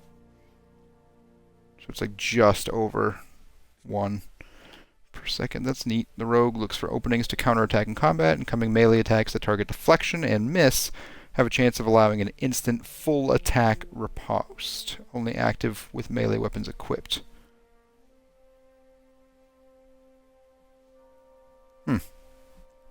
If I had... I would want him to be targeted more. Ooh, ooh, ooh, ooh.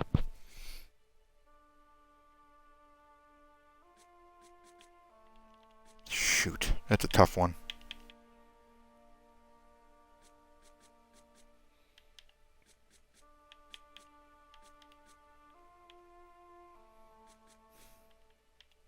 Raw damage, though.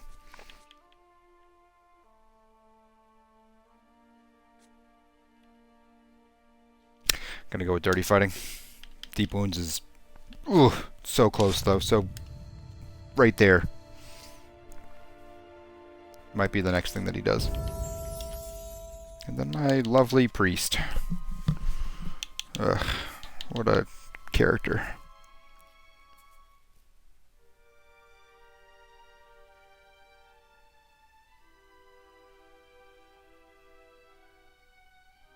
Okay. Let's bump him up to higher lore spell skill.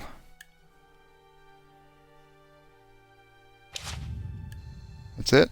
Oh, he did get a whole new array of spells. But I'm not going to take the time to look at what he got, because it's pretty much all auto anyways.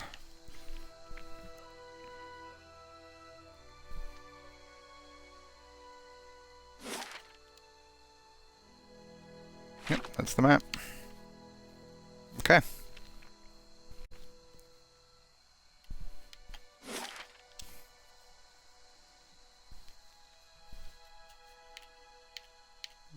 I'm trying to get into Defiance Bay, so let's go to the Adelwan Bridge. Beforehand... 1 day, 19 hours, okay.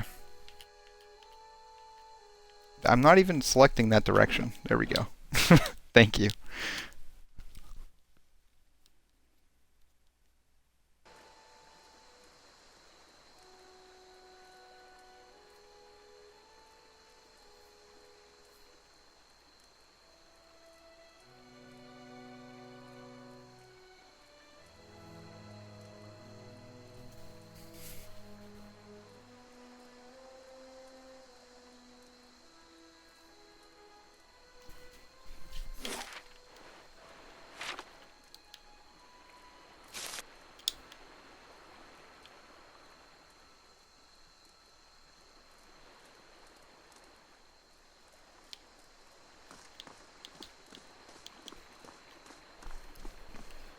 Astrande Miriamelis.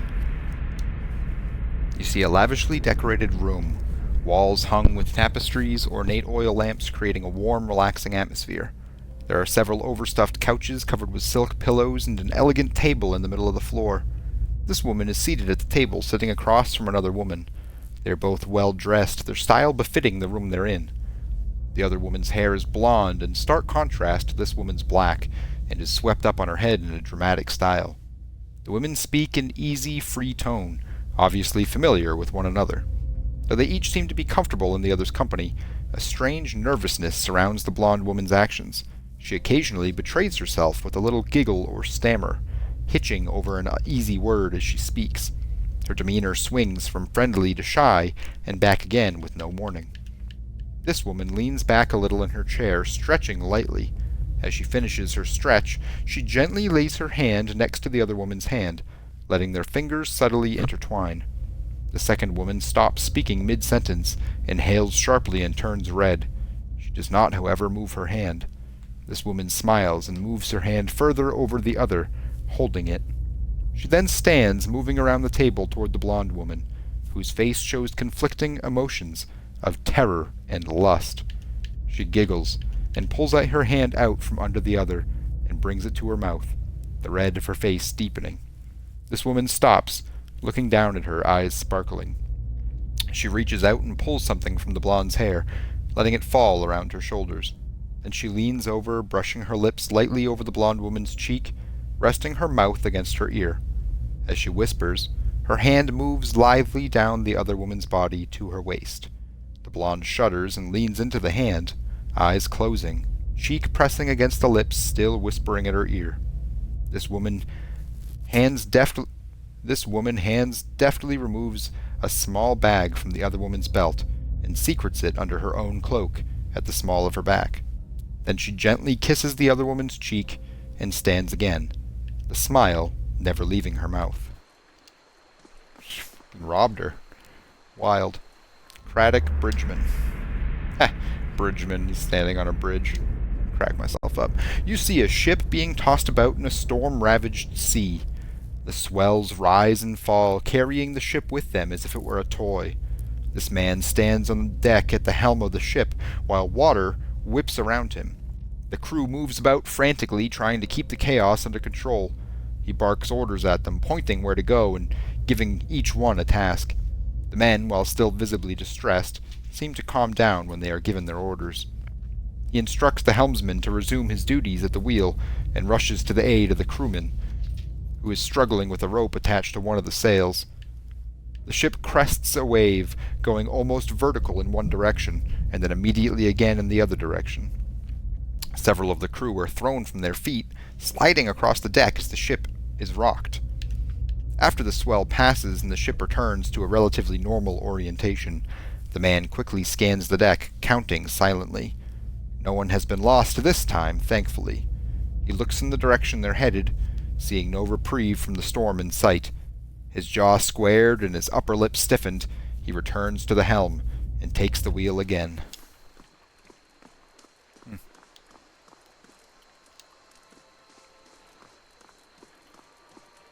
Zoran Zenius Kavik. You see a flurry of matted white hair and an incandescent freeze-fire staff before you see the man, cold and wild. He chews a wizened apple slowly, discharging spell after spell into the jumble of villagers screeching their way towards him. Cold flame vents from his nose and apple seeds shoot out the side of his mouth as he saunters forward, ignoring arrows and curses alike. A deliberate twist of his staff and a bullet of force glides through the torso of one assailant and another. A roar blisters his throat as he launches himself into their midst, tearing into their essence with his staff. A pleading hand reaches towards him and quickly falls, ignored. Silence takes hold as the tattered man gathers his prize, a basket of fresh pears. He hums as he eats. What the f*** did I just read?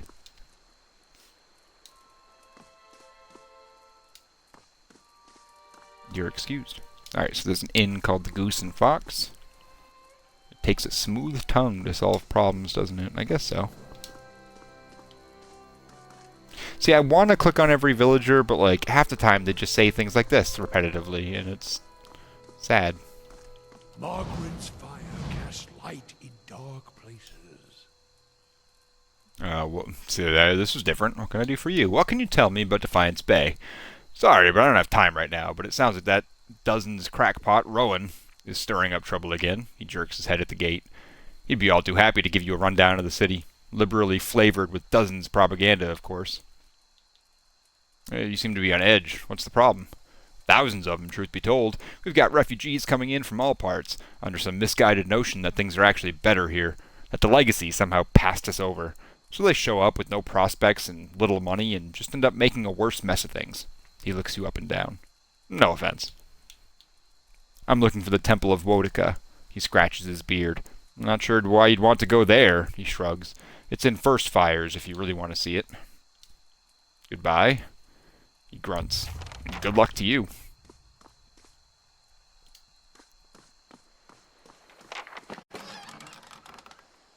Oh, thanks for your fruit.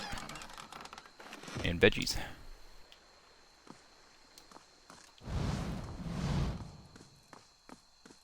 How do you do? Oops. Didn't mean to talk to you again, sorry. The controls are just finicky. Copper Lane. Yes, I would like to take the 15 minutes to travel to Copper Lane.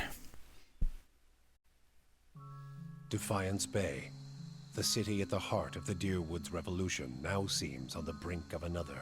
Refugees line the streets, homeless and hungry, displaced by White One's legacy, hoping for relief within the city walls, and finding none. Dissidents congregate to protest and to heckle, calling for an end to animancy and the ouster of their duke. The city's militiamen cast fearful looks as they patrol the streets, their hands trembling at the hilts of their weapons. The capital of a country that had not long ago incinerated a god now appears to be a spark away from sharing the deity's fate.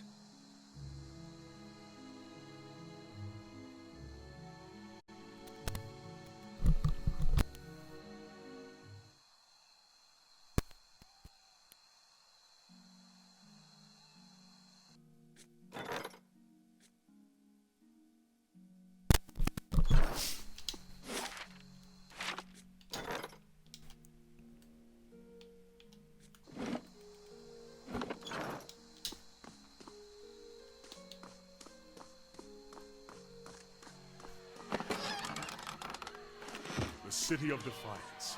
Crown jewel of the Deerwood. If you ask the locals, anyway. This is gonna be a process. Holy fuck. Okay. First of all, cat. Hi, kitty kitty. Can't do anything with it, damn it. The expeditions out of Adam's Den are just organized grave robbery. Fun. Gods keep you. Rowan's arms are crossed and his mouth is set in a grim frown as he watches the gathered protesters. He looks ready for a fight. He sizes you up. New in town, eh? You've picked an interesting time to visit Defiance Bay. All of these refugees fleeing the frontier and finding the legacies no better here. It's the Animancers, Magra and Scorch'em, and they nest in the city like rats, you mark my words. Though us dozens are gonna put a stop to it. Tell me about the dozens. He taps his chest. We're an organization of interested citizens who want to free Defiance Bay from the dangerous influence of Animancers and the tyranny of the aristocrats who support them. Whew.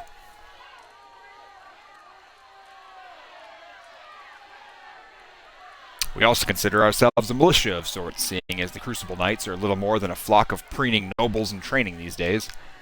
Just like a militia of the dozens, except for the training, and the discipline, and the code of honor. His eyes gleam, and we're always looking to expand. The more people see things our way, the better for the state of the country. You have any interest in learning more, stop by Admith's Den sometime. The Expedition Hall. A lot of freethinkers in there. Can set straight all the nonsense the nobles and the Animancers want you to believe. Might even be some paid work there for the motivated types. What are you doing out here? He gestures at the crowd, which buzzes with angry chatter. Trying to get folk to see reason. We're in the midst of a crisis, and instead of purging the nefarious forces from our city, the Duke is granting Animancers dangerous liberties. What do you know about Animancy? It's the study and manipulation of essence, which any sane person will tell you is the purview of the gods. The Adirans at least had the sense to outlaw it, which is the only good thing you can say about them. It's not like magic, chanting, or the soul readings those ciphers do. It's been around since ancient Angwithan times, which is why you'll see Animancers tinkering with old Angwithan artifacts. Kana raises a fist to cough discreetly into it. Half-truths, all. But he's an enthusiastic performer, I'll give him that. He shakes his head. Trouble is, the Animancers got no idea what half those artifacts actually do. Not that they'll admit it. Our empathetic friend is correct about one thing, at least. I'd like to know more about Defiance Bay. This is the capital of the Free Palatinate of the Deerwood. We started out as the capital of an Adiran colony, but we booted the Flaccid Scepter from from these lands 150 years ago. These days, we're a major port, receiving trade and visitors from all over the world. But we, some of us anyway, strive to hold on to the pioneering spirit that earned us our freedom a century and a half ago. The city is divided into 5 districts: Copperlane, First Fires, Andre's Gift, Brackenbury, and Heritage Hill. He ticks each off on a calloused finger. Tell me about Copperlane.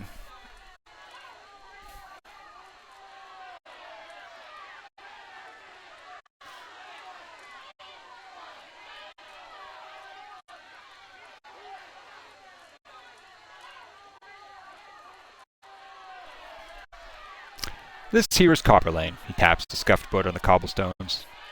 It's primarily a market district, but you've also got the Expedition Hall directly north of here, where you can join treks into the wilds. That's also where my fellow Dozens Martyrs and I tend to meet up with other concerned citizens. He points to a long, domed building west and north of your position, and that's the Hall of Revealed Mysteries. Eerie place, if you ask me, but they've got the biggest library in the Deerwood. Kana laughs. Eerie indeed. It might be less so if more kith stepped inside. Perhaps we ought to visit Davos and see just what mysteries are revealed. Tell me about Brackenbury. A noise of disgust rattles in his throat. The nobility that didn't sail back to Adir stayed there. Most of the families there trace their lineage back to old imperial times. Other than a lot of has-been nobility, you've got Hadrit House, where Lady Webb and her spies operate, and Brackenbury Sanitarium, the main cesspit of animacy in the city. He spits on the cobblestones. Tell me about First Fires. That's where the revolution started, hence the name.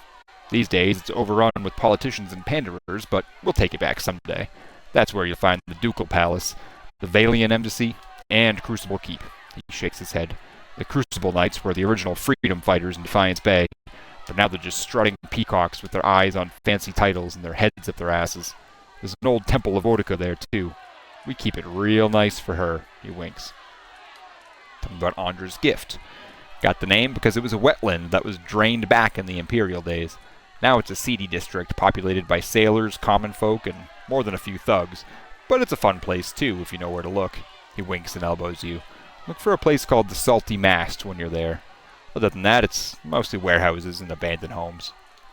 What about Heritage Hill? He shivers. It used to be one of the more prestigious districts in the city. Heroes of the Revolution claimed plots up there next to an ancient Engwithan tower in the city cemetery. Had the best of views in Defiance Bay. Attracts richer types these days. A lot of animancy patrons. He spits. He glances at the crowd and lowers his voice. You wouldn't have heard, but something happened over there a couple of months ago. The authorities sealed it off and they're keeping their mouths shut, but mark my words, animancy's to blame. Let's talk about something else. Nothing. Alright, so all these are protesters, they all have the same crap to say.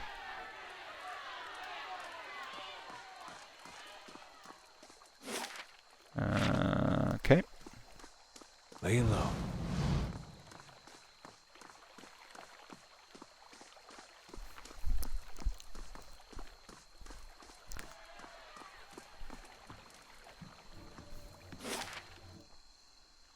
I mean, I guess I'll just do what I normally do in these types of games and go door to door, right?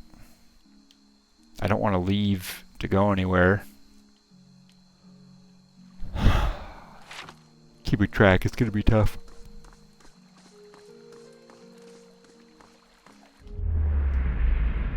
Viserys. You see a man crossing his arms. You see a man crossing his arms and sticking his chin out.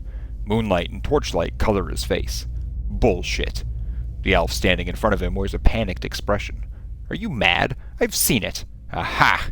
The first man cries, raising a triumphant finger. You just said you'd only heard it. The elf blinks. What in the name of Galawain's beast does that have to do with anything? You said you'd only heard it. Now you're telling me it's a monster the size of 2 Awamua with blood-dyed fur. The man takes a step closer to the elf. And now I'm saying, you're a liar, Doran. Doran sputters. Gods, Viserys. Who cares what it looks like? It's a rabid wolf. You saw what it did to the sheep? The elf throws up both of his hands, shaking his head. You want to stay out here all night to see the thing yourself? Have it your way. I'm getting out of here. Fine. All right. Good.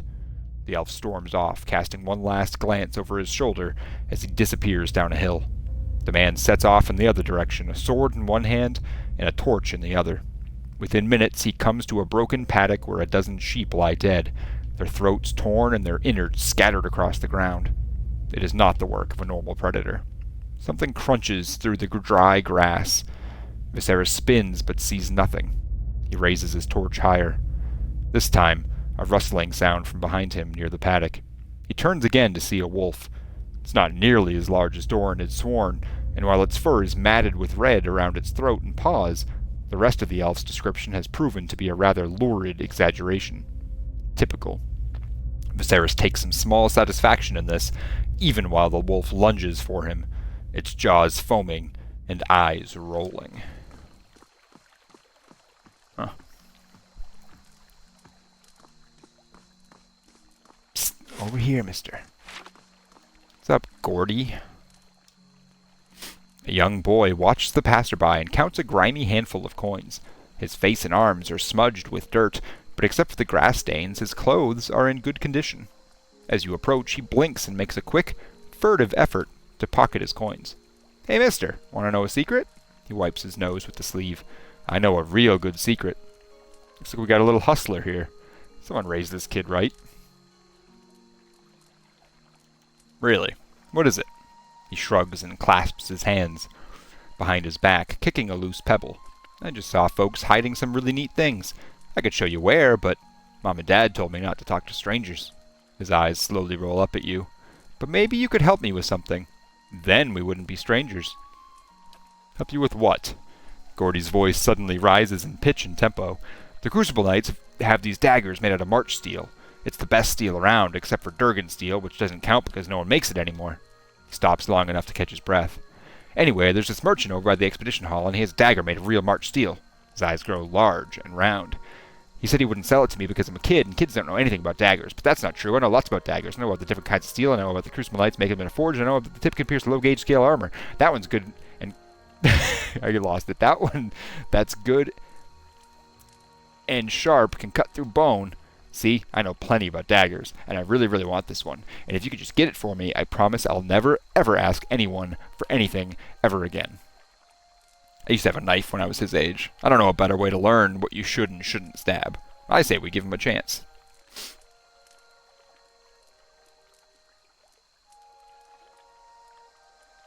Sounds reasonable. I'll get it for you.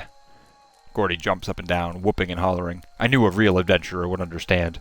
He points to a large building. There's a big merchant over by Admeth's Den who sells weapons.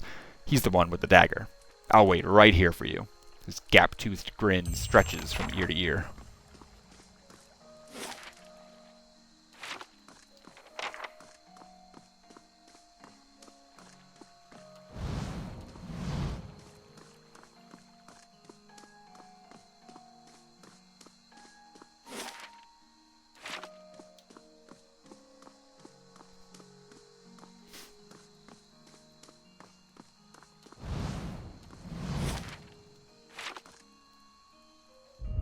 Skinflint.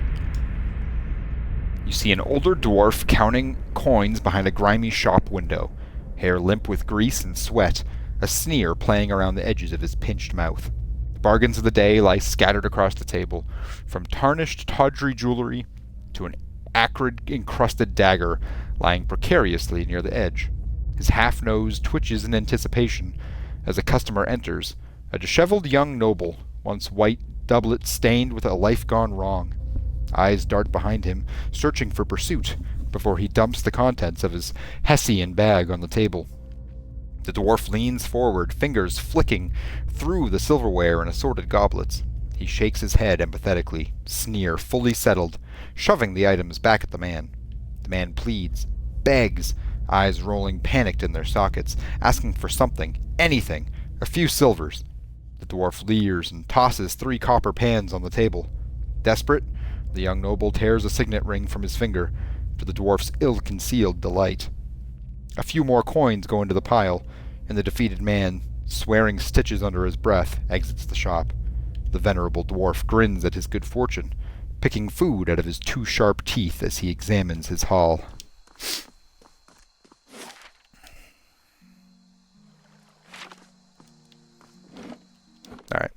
just going to go piece by piece. We will figure this out as we go. Unless this is a whole ass, like, dungeon, which of course it is. Also, my game just... never mind. Whew! That scared me for a second there.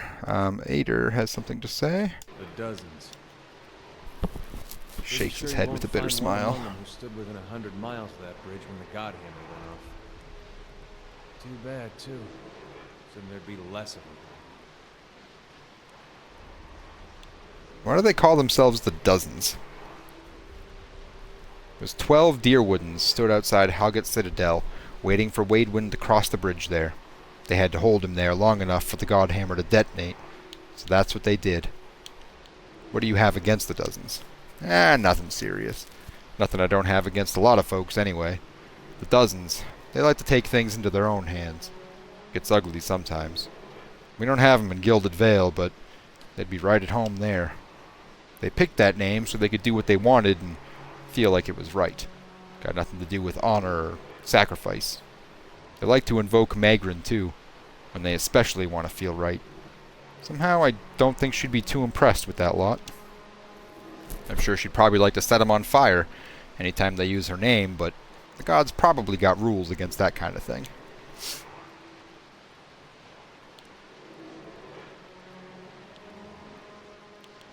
People hide behind symbols so they can't be questioned. The Duke's a reasonable man. Maybe while we're in Defiance Bay, we can get him to force people to call themselves what they are. Don't imagine they'd have as many members if they called themselves the Loudmouth Sheepfuckers. What a name. Let's continue on. Oh, right. I forgot to do this. I'll get to it eventually. There we go.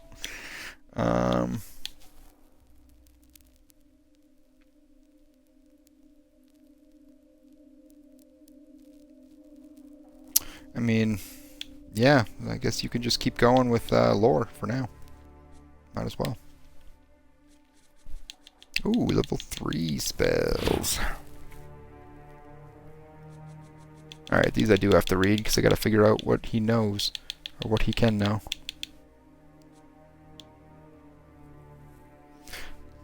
Nightmarish... I know I already have Fireball, I think. Yeah. Alright. Caster's face becomes a nightmarish mask of rotting insects, infested flesh, or other images of unspeakable horror, compelling all nearby foes to become terrified and sickened. That's neat. He's not close enough for that to be anything interesting. What does Sickened to do, out of curiosity? Sickened character has all attributes reduced by 1, Fortitude and Will are reduced by 10. And I think I haven't set the damage right now, but I can always change that. Spews forth a poisonous cloud of foulness that causes corrode damage and leaves victims sickened. Alright, see, that is better, although it's an AoE, not a faux AoE, so I'm less inclined. Minnaletta's Bounding Missile summons 3 missiles that pierce through the target and leap up to 2 additional targets each. Holy so they can bounce amongst themselves 3 times. That's cool. Oh damn, the jump actually does equal damage too. That's cool. Alright, that's a big maybe right now. I mean, there's a lot to go through, but I like that a lot. Lengrath's displaced image causes the caster to appear visually displaced, increasing their deflection and reflex for the duration. Additionally, many deflection and reflex attacks that score hits will be converted to grazes.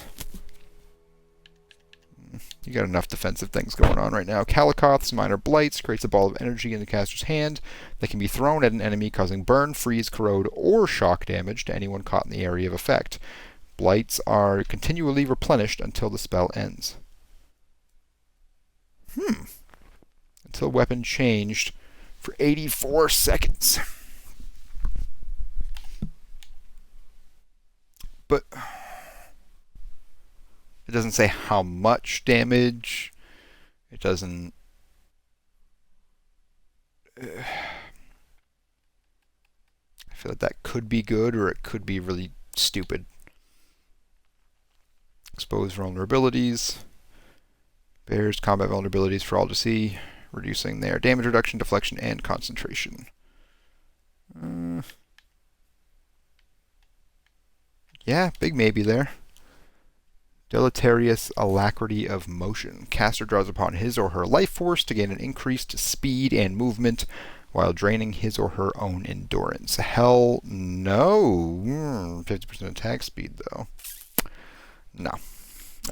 Crackling bolt. Caster becomes a living generator for a powerful bolt of electricity that streaks out in a straight line and bounces off of walls, harming anything caught in its path. Yeah, I don't like ones that can potentially harm my allies. Console Hots, draining touch.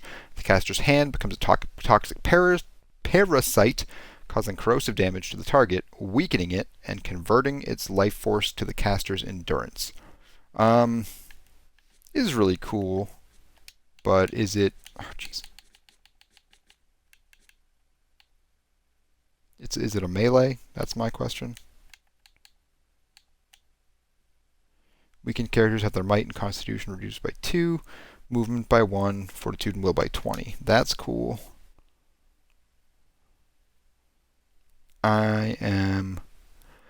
Yeah, caster's hand becomes a parasite, so it's going to be a melee spell. I'll probably pass on that. Arduous delay of motion. Ooh, that's good too. Alters the protection of time for enemies in the area of effect, lowering their speed and movement. The lower attack speed is really, really nice. Exposed vulnerabilities is arguably better. Minelet's bounding missiles. I mean, you're talking 16 times 3 is 48 times 3 is 134 minimum damage. That's... I gotta keep that. And arguably... exposed vulnerabilities is better. Oh, is it though?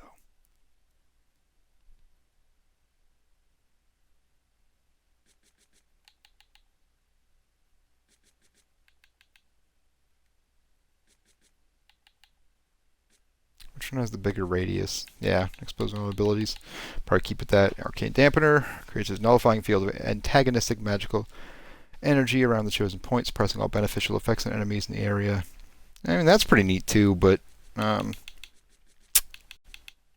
yeah, I think I'm good with those two.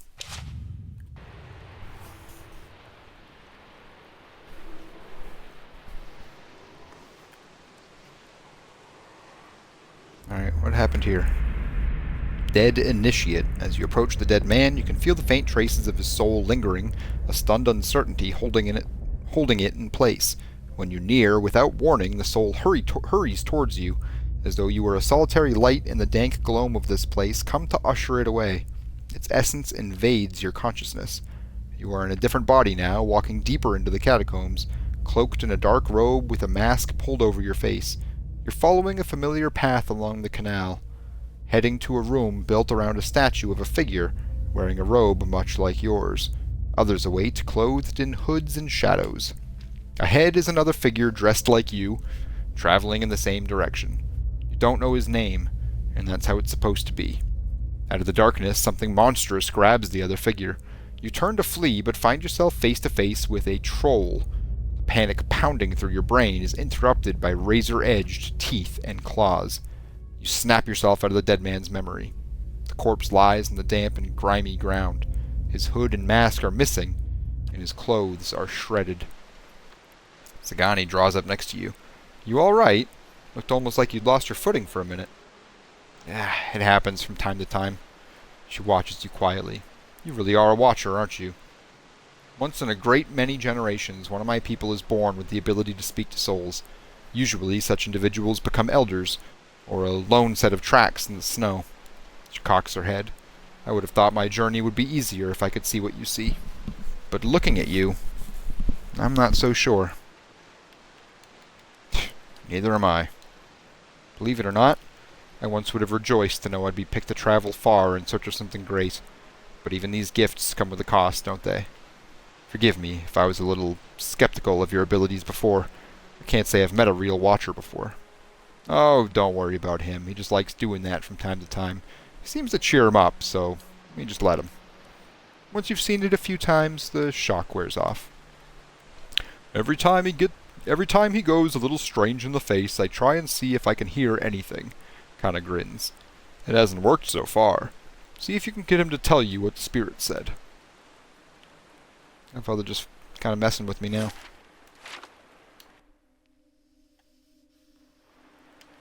Not a lesser black ooze, but an actual black ooze. Oh, balls. Oh, balls.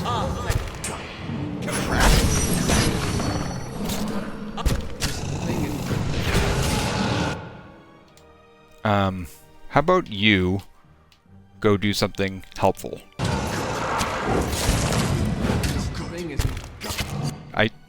I said helpful. Go.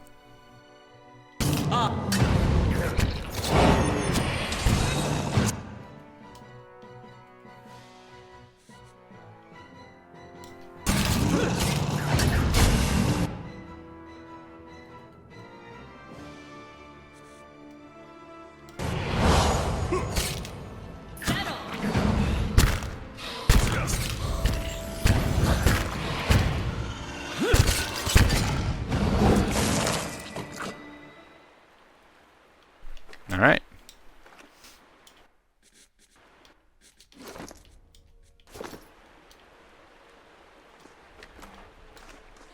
Actually pretty okay with how that turned out, because Aloth taking damage doesn't really matter long term. It'll be like the one and only time. I can't say one and only time, but it's a rare occurrence. Come on, Ader. Level up. Thank you.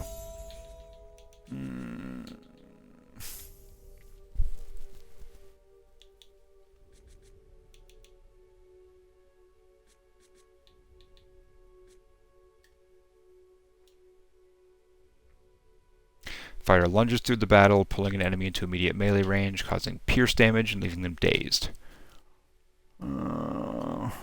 That's helpful. Guardian stance, friendly aura, plus 10 deflection. Holy crap. Isn't that what Defender does? What does Defender do?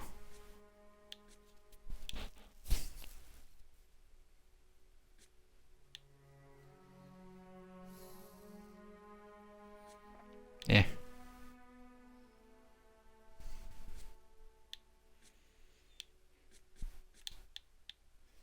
I'd love to do this, but I don't want to lock him into a certain thing. In particular weapons. Yet.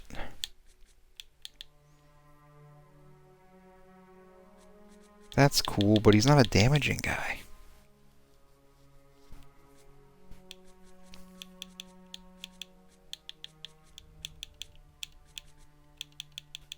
Yeah, none of these are all that good.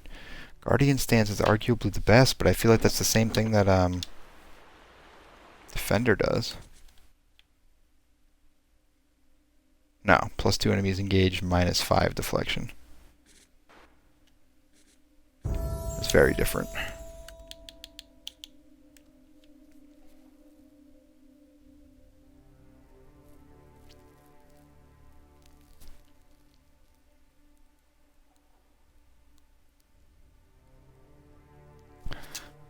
Let's go into the fray.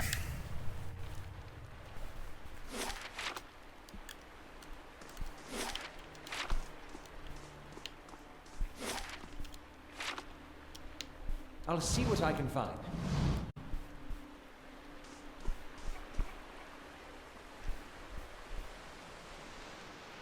Steady does it.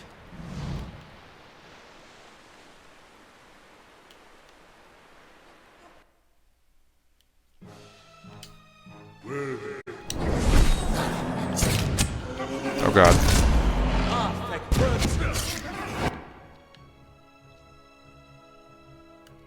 What the f- Why are you being attacked by everything? Jesus Christ.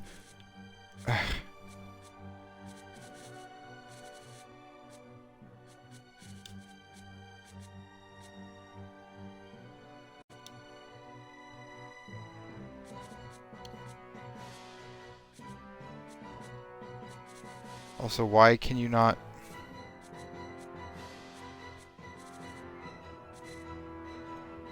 Hold on.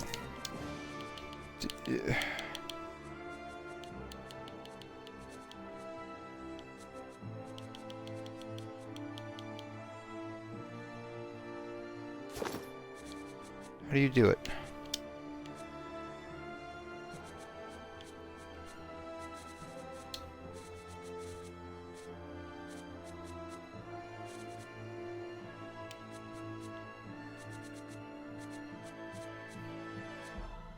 Can he not use... Oh, that's annoying. The whole reason that I got that, he can't even do it.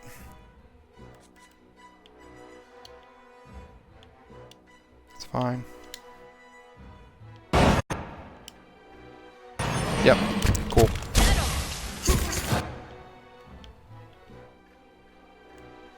Now he's gonna die. Fun! Oh man.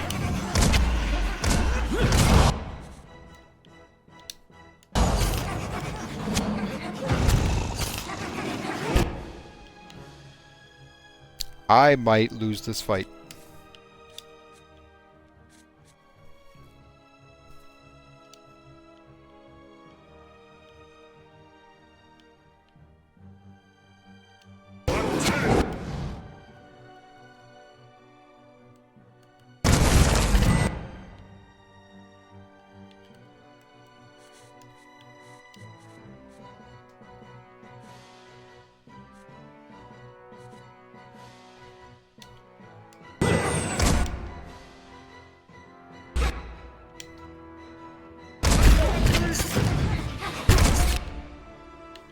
Shit.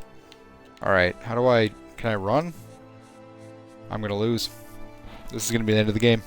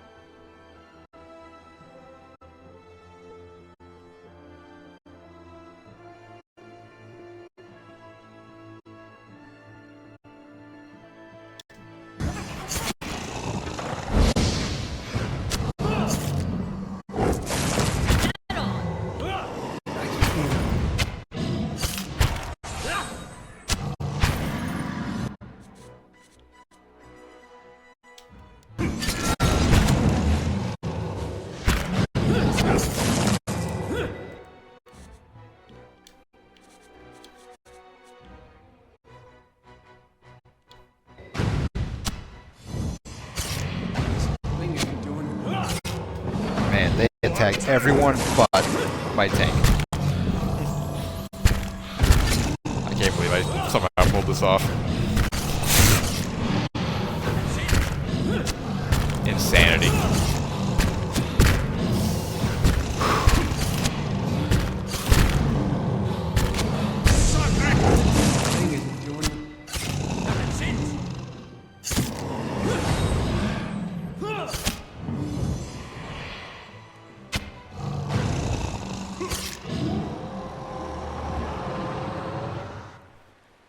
Woof.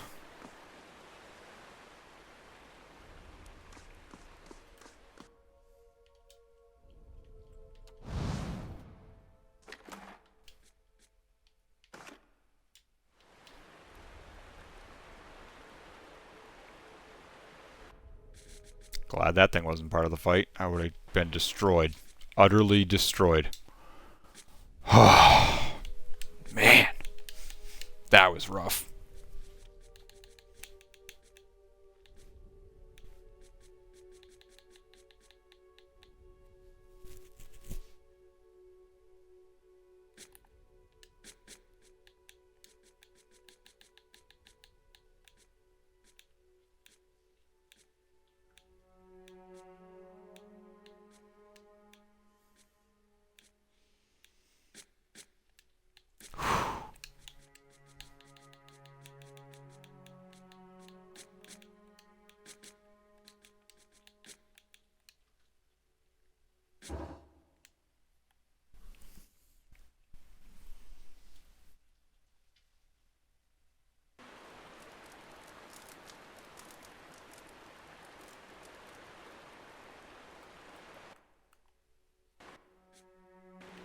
Yes, my friend? Nope.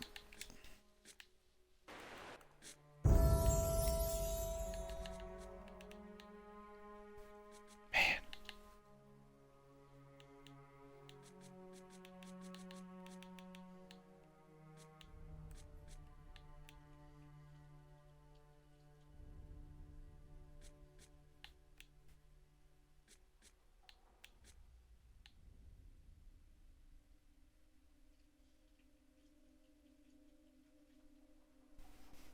It's only good for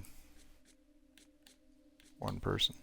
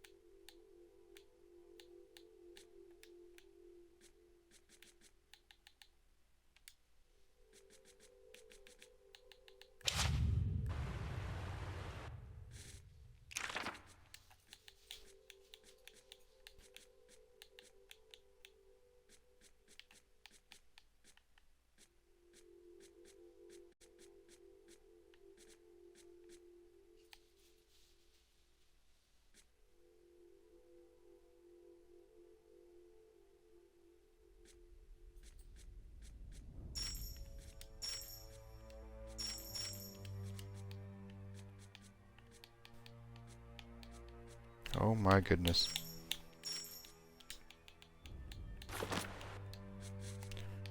Okay. Let's keep going on that.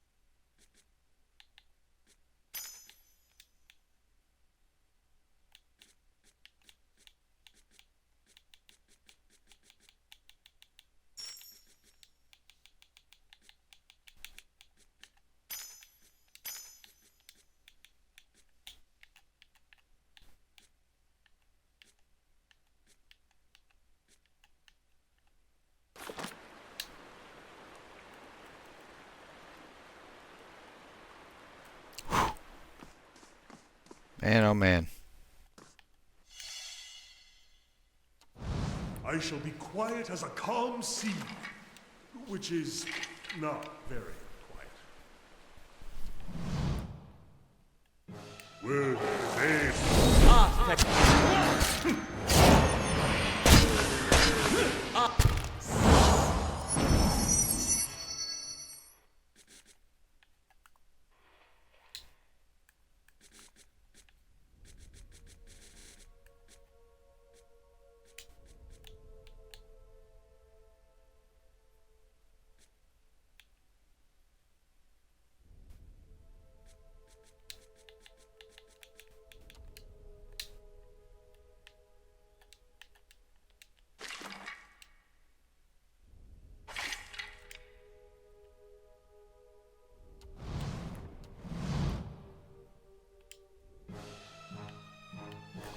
Will they answer?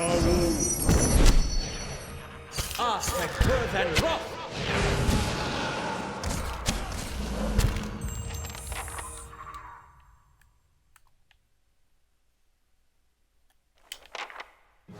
Will they what? Aspect.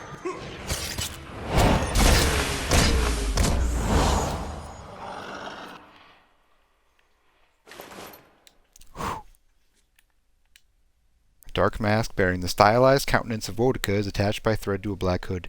Worn together, they obscure most of the defining features of the wearer's head.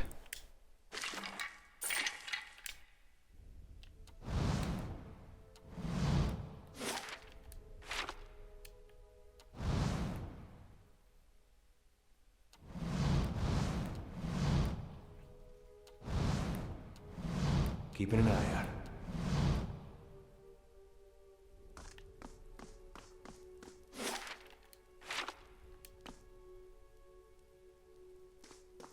Nice and slow.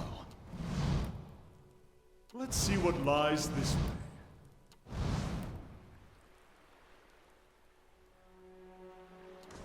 Nice and quiet.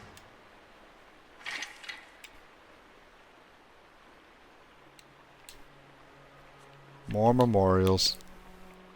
Little Granny, old and fragile, constantly on the move and never finding rest. Although she's quite agile, she never seems to find her nest.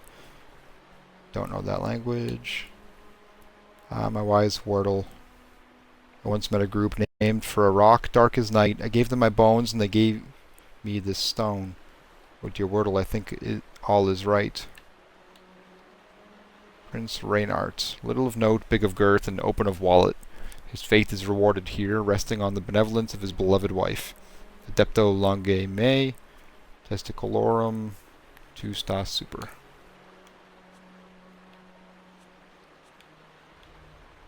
Rick Red Rose, veteran warrior of the sea, lies here. He traveled the world twice over, but no enemy born could slay him. Only the time's icy embrace was able to lay this one low. Here lies Pie. He lived as he died, face down in blueberry pie.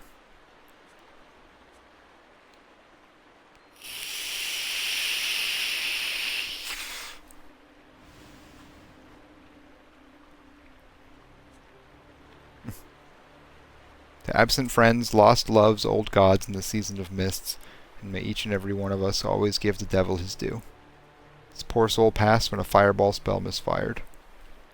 In love forever, Patricia S. Always crying with sad. Was it worth it? Roses are red, violets are blue. Omu, Shindiru. To my son Odin, may you outshine your name. To my friends, live long and do whatever. To all, NWN and NWN2 consumed much of my life.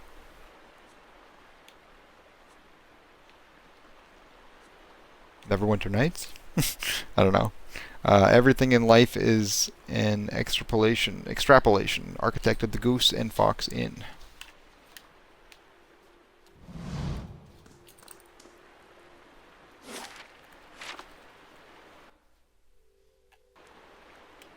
Will they?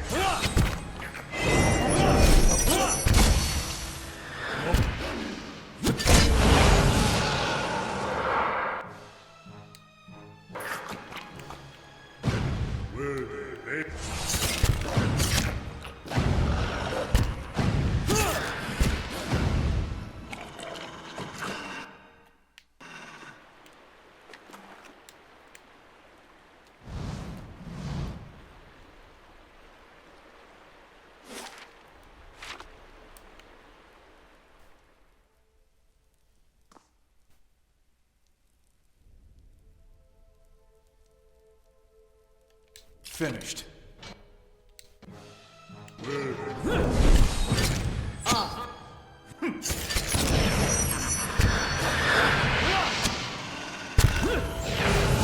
Do something. Oh gosh.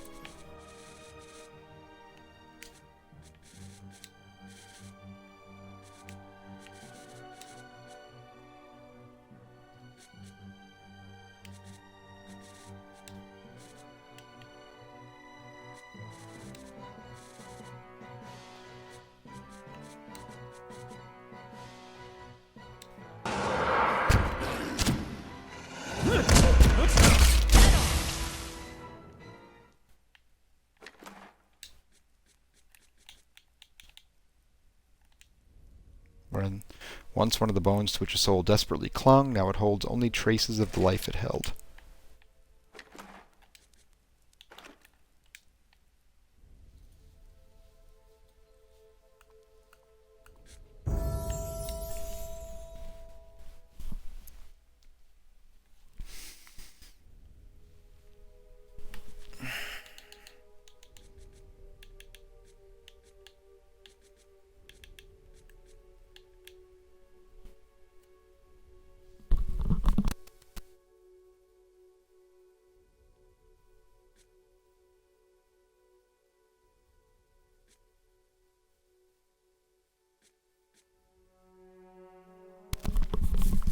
This would be good for, ooh, that's really good too.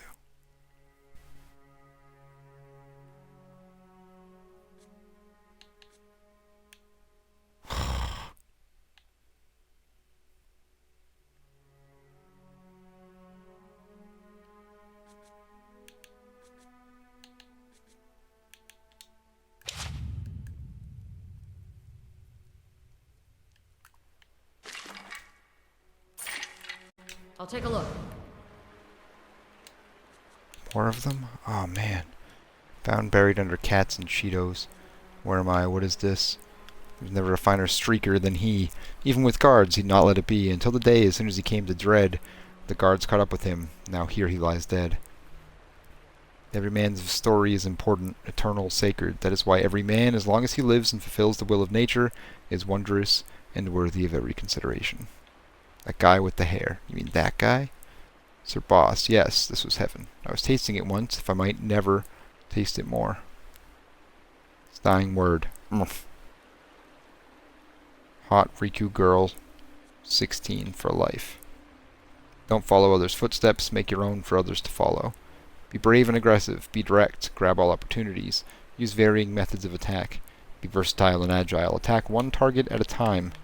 Don't plan everything in detail. If the road is easy, you're likely going the wrong way. Pray where light meets darkness. Pray where hope meets despair. Pray where... I wish I knew how to go over there so I could read the rest of that.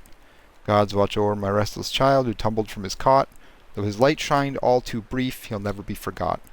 Owner of the twin magical bastard swords of flame and frost, Gelid blazed, and hell's winter wanted the treasure of a dragon, Grimdour, whose fiery breath could not scorch him, decided to bite him in half. Wow, you're reading this. Great. Now I just need something important to say. Shoot. Hold on. Don't leave yet. I'll think of something. Oh no, almost out of room. Enjoy the game, everybody. To the companions we've lost along the way, we carry you ever onwards in our hearts. Sought the gold of a troll, and found his head could roll. Let his death serve to warn others of the risks of a sedentary lifestyle.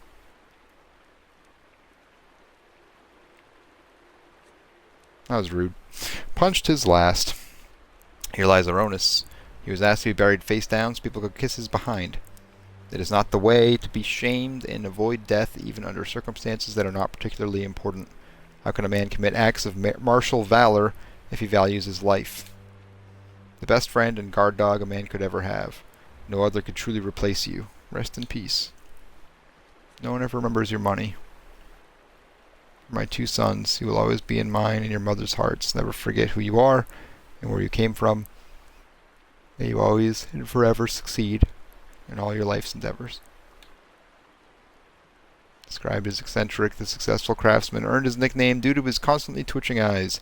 His armors and weapons were some of the best in the world. The beginnings of legends. Paid money to leave the real world. In memorandum of the ugly warband, the misshapen, scarred, and ugly protectors of the peasantry. In an age rife with corruption and abuse of power, one mercenary band fought for the poor and downtrodden.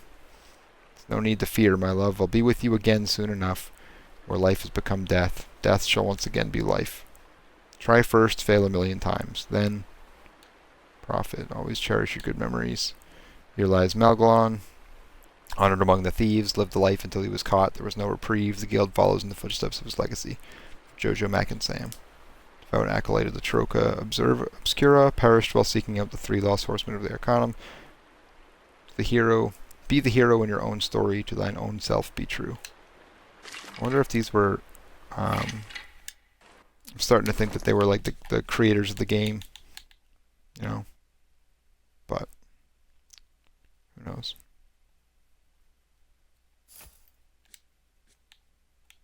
That's going to be helpful.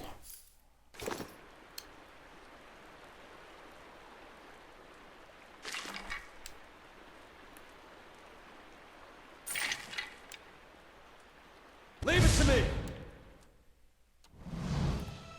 Word. Aspect worth and...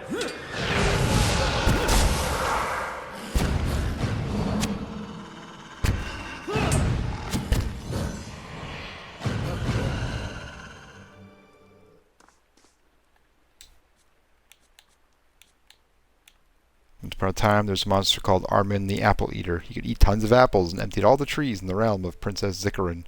Maybe he's still out there. A relatively modest example of potential mediocrity. Master Burrito Manster, Chipotle sucks. Forever keeping the truth. OFC, NFC, TRI, LWK, LWQ, STR. I am truly fortunate to have known you all. Thank you for always being with me. Virus, who when thought about brings hope and fear in equal measure.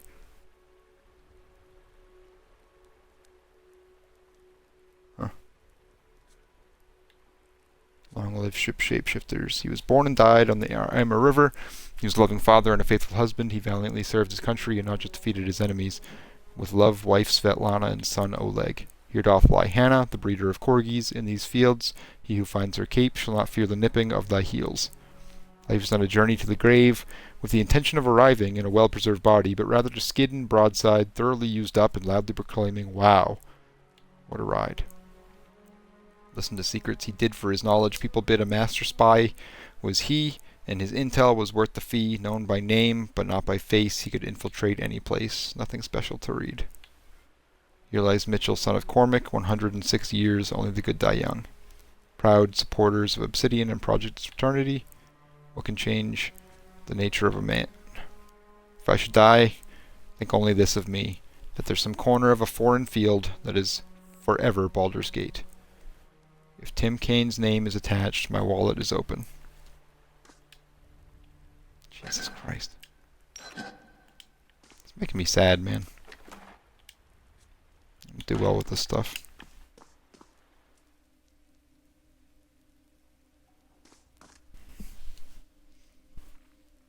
Look at all.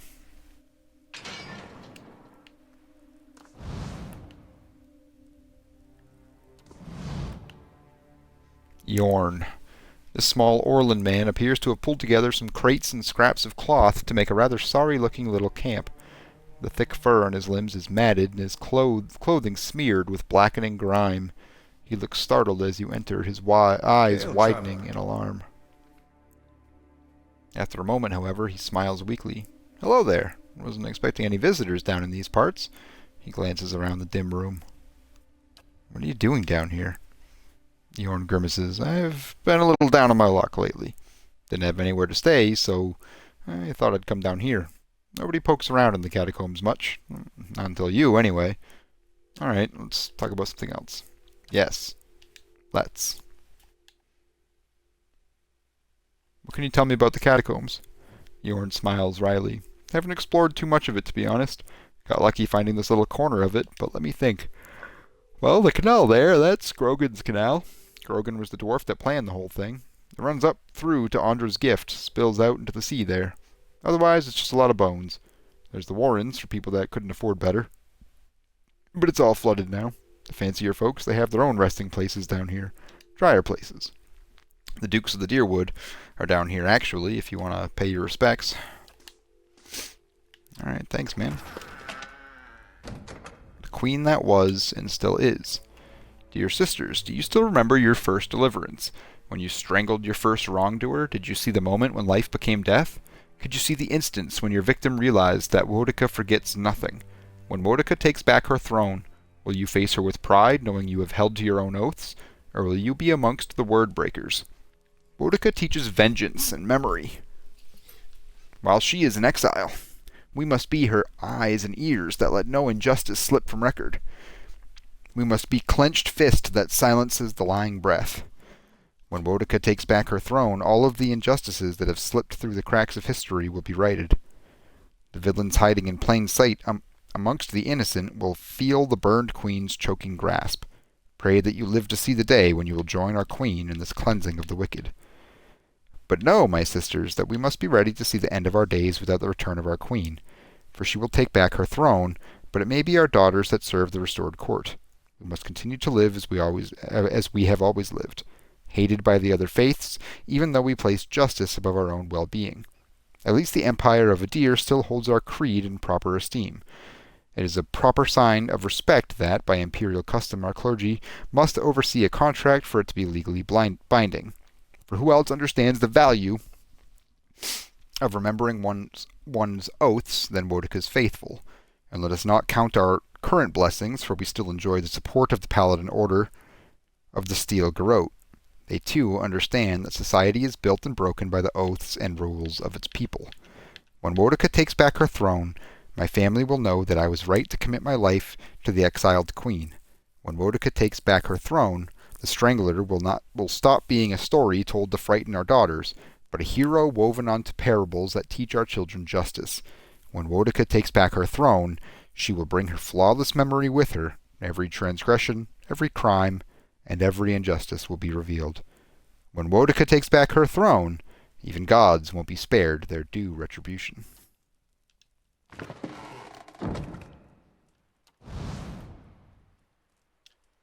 The smoldering fire is strewn with the meager remains of a recent meal, fish bones, a molded rind of cheese, and a blackened bread crust.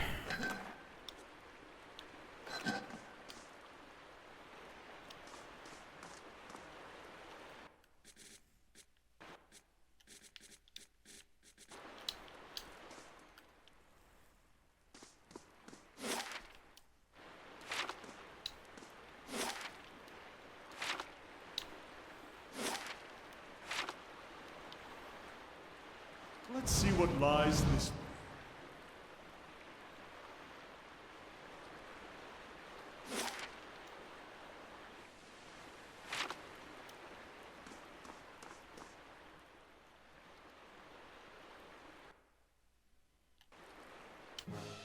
Where they be?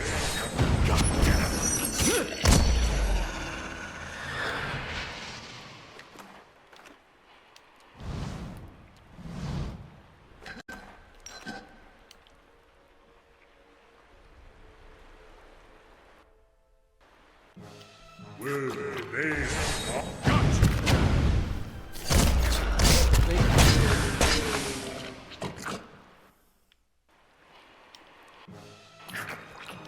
Where?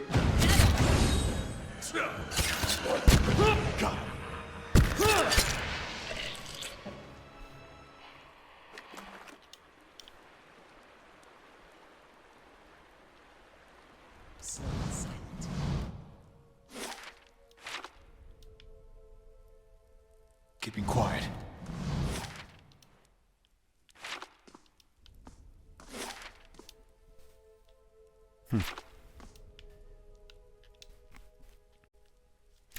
Dedicated to the memory of Stephen Lynch, 1966 to 2002.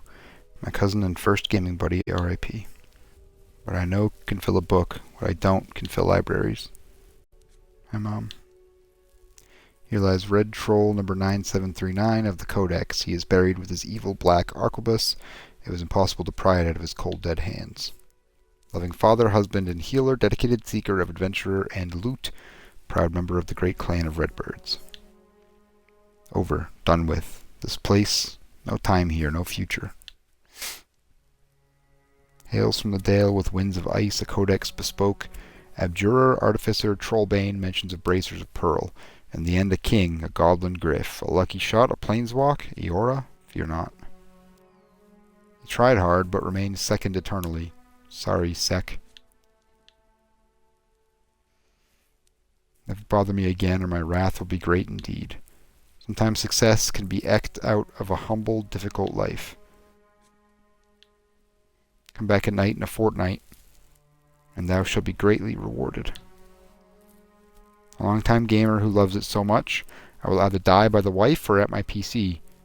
Oh, and either way, they will need to pry the controller from my cold dead hand. I do love real life too. Kersan, the 4 happiest moment in my life is meeting you, getting married with you, having our twin sons, and now you're pregnant with their daughter. I love you, and there'll be more such moments for us. Exceptionally average. Died from a sneaky wall orc. Rests with his companion Willow. Keep an eye out.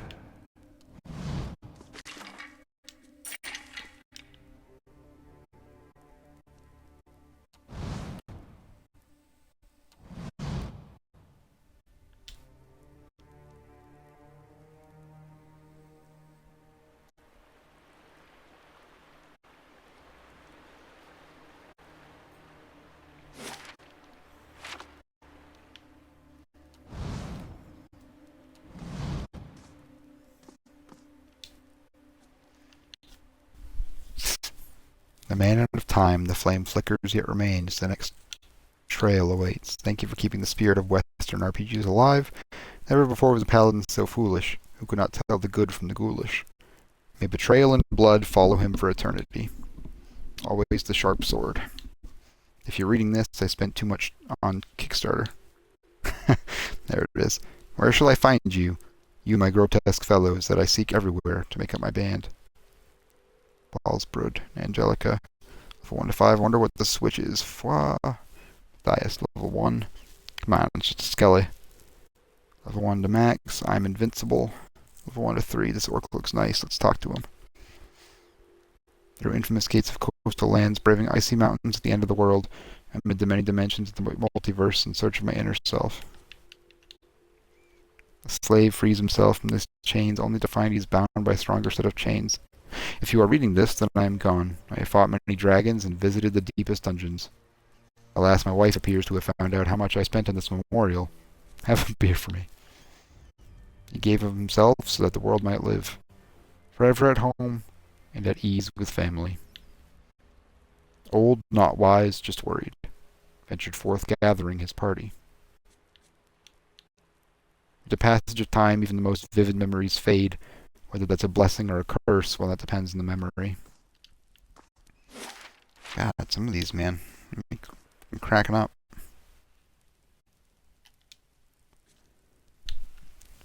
Be kind to animals, don't eat them. Corgis are great. My class is rogue. You look surprised to see me. If you'd been paying attention, you might still be alive. Hello, how's it going? Keep your mouth shut. They might think you are a total idiot, but they can never prove it as long as you keep your mouth shut. Hope this brings you tons of joy and happiness. I wish the best for you and all your kin. He's the best around. Nothing's ever going to keep him down. Nuclear. It's pronounced nuclear. Flector, scenic. I don't know Spanish. Don't panic. He did not believe in miracles. He relied on them. While soldiers meet and hope for strife, and focus splits twixt hill and plain, danger itself begins to prey. I can't read the lower parts of these, though. There is death in the clouds, there is fear in the night. For the dead in their shrouds hail the sun's turning flight, and chant wild in the woods as they dance around a Yule altar, fungus and white. Service in all things to the Republic of the Silver Sun. Kaladin. We're all adventurers in the great landscape of life. Be aware of those around you, but never stop exploring what life has to offer. Never give up on your own happiness and never lose hope.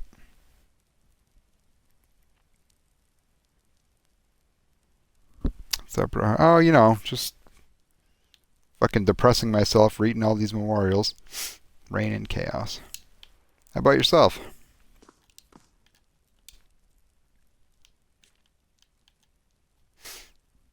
Kelly Cadia Bristol. Remember that man lives only in the present in this fleeting instant. All the rest of his life is either past and gone or not yet revealed. Marcus Aurelius, Meditations 3:10. Cavio is the legendary god slayer. Some stories have been told that he wanders the land searching for his next victim. Others say he is dead. No one knows for sure. You may be next in his list. A mage of knowledge on a quest forever, he would voyage through Praxis without delay, finally yielding in stasis, he proclaimed to whomever. Doing great, man. Just so happened to pass by your stream and had decided to bless you. I appreciate it, man. Cheers. From the shoulders of giants, he tried to look ahead, but didn't see the branch that passed and banged his head. In all seriousness, I'm doing pretty good. I'm not seriously depressed reading these things, but some of them are very sad.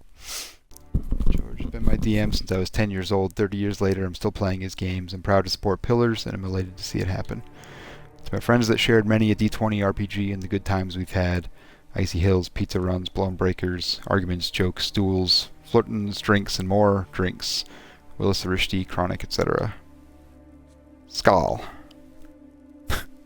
Once unseated, twice retreated, thrice defeated, never conceded. Appreciate you. Thank you.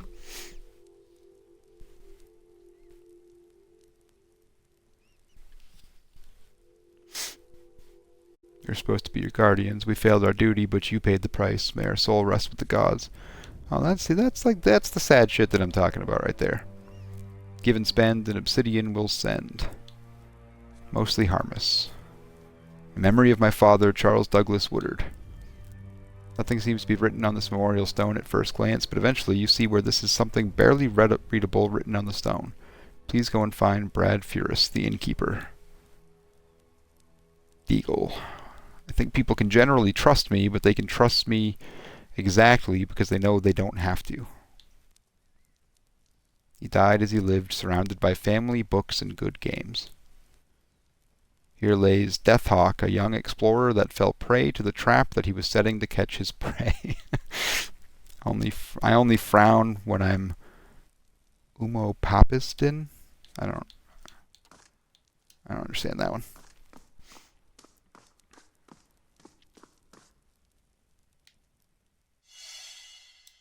Yo! Don't do it. There we go. I shall be discreet. Oh, I think it's maybe might be the first waste item that I found. What does that do?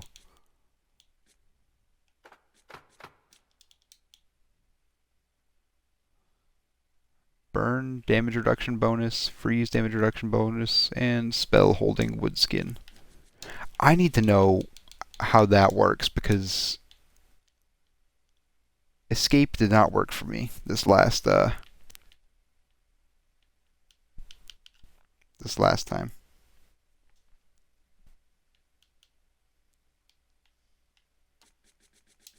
But anyways, I'll figure that out. Alright, that's helpful. Grants woodskin when hit by a critical hit. That's excellent. This belt is made of thin, interwoven vines, forming a sturdy and elegant loop imbued with protective magics. Like the plants and animals of the Deerwood, the wearer can contend with extremes of temperature, and in moments of dire need, the magic of the belt will lend its protection to the wearer's very skin. Very cool.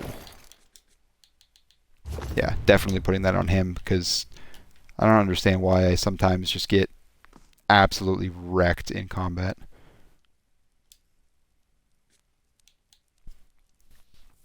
I'm lurking now, but gave you a follow. Dads Unite. Thanks, man. Appreciate that. Hell yeah. No, I'll give you a follow too. Absolutely got to support each other. This might actually boost me up to affiliate. Like, that's fucking wild to think about. I don't know where the hell you all came from, but man, do I appreciate your just being here. Thank you. Aaron James Satoshi Cole. The ocean's bed. I walked upon the pavement till I observed the passing stone roll against the gutter as if to be alone. The stone had no specific color or hue that I could see to make it specially distinguished by its society. I really sincerely wish that I knew how to select these things properly so I could read the full descriptions on these longer ones. We are here to laugh at the odds and live our lives so well that death will tremble to take us. I like that. In memory of my beloved brother, a man not made for this earth, but made for heaven. Can relate, buddy. Das einzig wahre Schnitzel. Fantasy is about strange creatures doing things that we cannot understand, lurking in exotic locations that do not exist. Too many bugs in here. Let me out. I love these little weird ones that keep popping up. Ancient warrior from a dark age, rest here. But if the grave is empty, watch your back. If there is anything that I have learned in my travels, it is that many things may change the nature of a man. Regret, love, revenge, or fear. Whatever you believe can change the nature of a man can.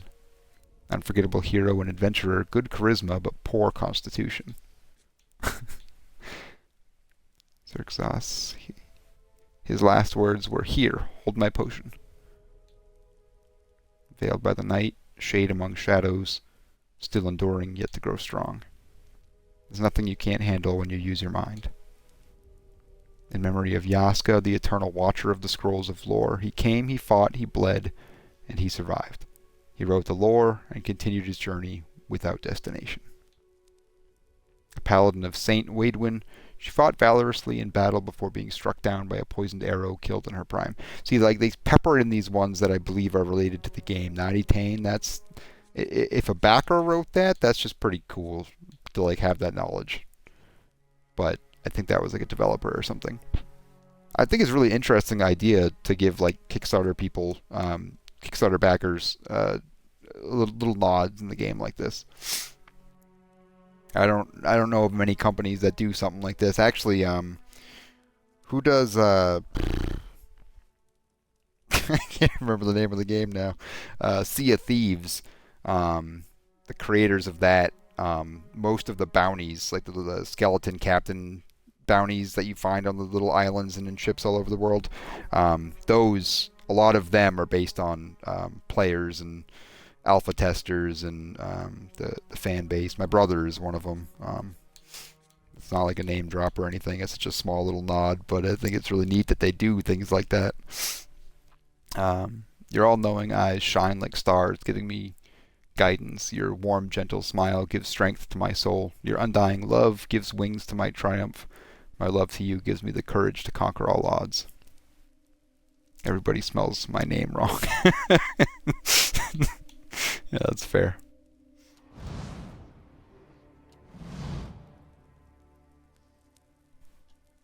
Damn.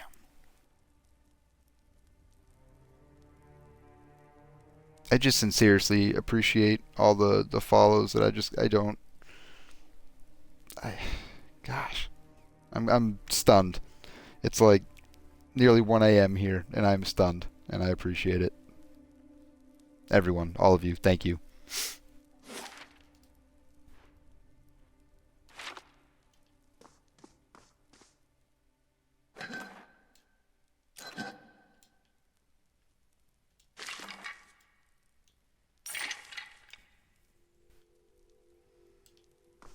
Wow.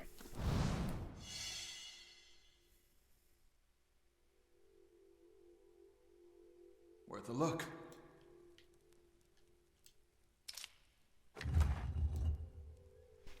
Fine mail armor. Hello.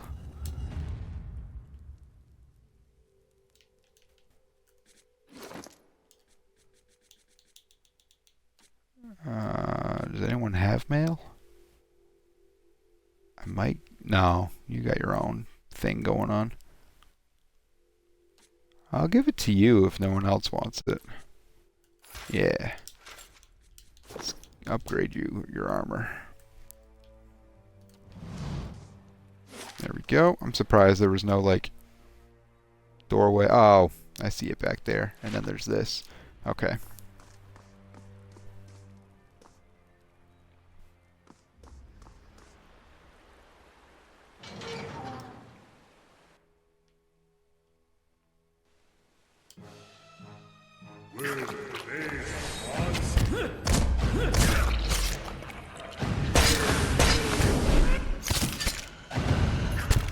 Why the priest? Doesn't matter. He did well. How's Aloth doing? Not great. Not great at all. Okay. Maybe I should...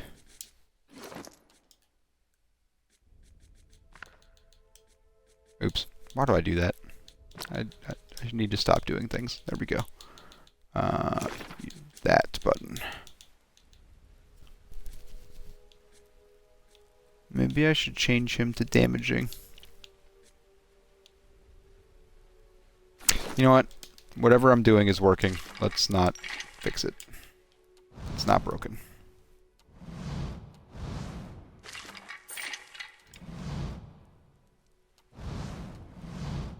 Okay. Yep. Yep. Nope. Warlock Wormblade, the Swedish chef. Hope they don't put anything too cliche on the gravestone. I think, therefore, you are. I dig it. Kind of... What? That hurts my head, man. The original hurts my head enough. That just makes it worse. The rain in the astral plane falls mainly on the elder brain. I like that. Here lies Tom Rigney, an atheist, all dressed up and nowhere to go. Oh, man.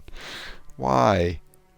When logic and proportion have fallen sloppy dead, and the White Knight is talking backwards, and the Red Queen's off with her head. Remember what the Dormouse said. Feed your head. Isn't that that's a quote? What song is that? Who does that? That's a song. I know that song. May you always be a seeker of truth. Oh my god, who sings that? It's White Rabbit. And it's... I think it's called White Rabbit. I'm not going to remember it.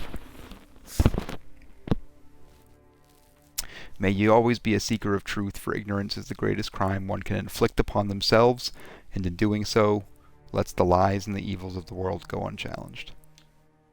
Once tormented, now eternal. Wait and hope. Eureka! Just user. Lost in the White March, I owe you one. I'm not really dead, I'm just pretending. Working with the Lords of Justice to end the tyranny of the harbingers of death across the realms, and still cheaper than Van Dune. Remember, dirt cannot be cursed. We all have a debt to nature due. I've paid mine, and so must you. In memory of his wallet, may the pillars of eternity guide its contents to proper use. I have no idea what I'm doing. Most of us don't, my friend. Most of us are just winging it and stumbling through this adventure we call life.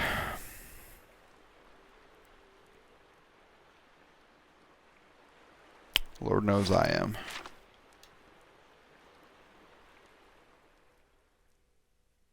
Hey, Pop. You sleepy boy. Yeah, it's almost bedtime.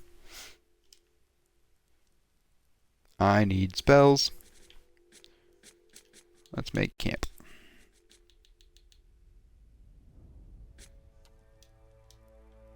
Nice and slow.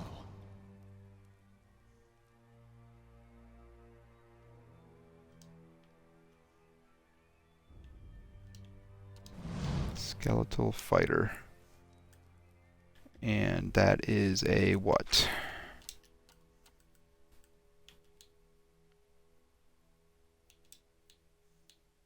They are considered vessels. Okay.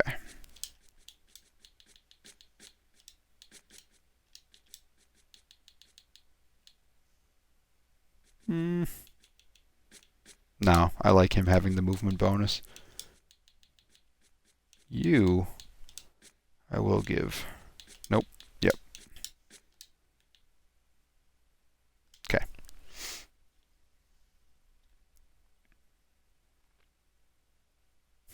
I'm sorry. I didn't mean to sneak up on you. I just... Well, you seemed preoccupied.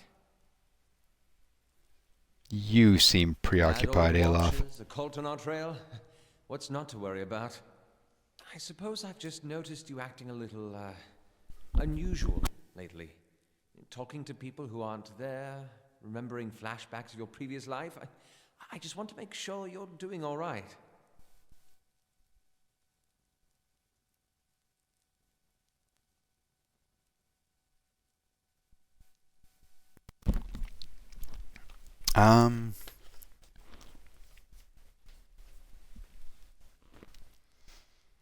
I guess I don't know what to make of this either. I'm in good company.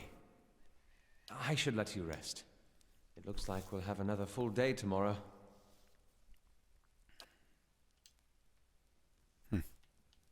I want to know his story with the Scottish-speaking half. Very bizarre.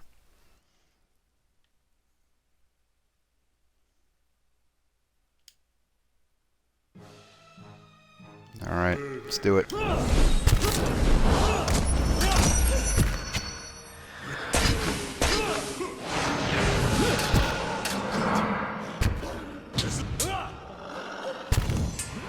Good.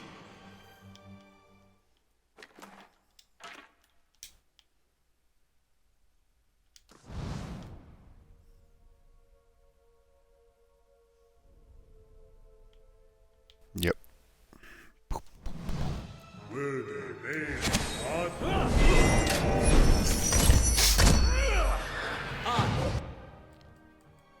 Oh gosh. Oh gosh, Aloth.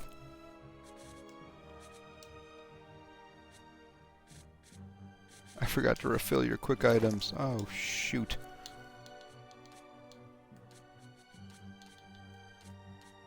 I wonder if I can take from someone else.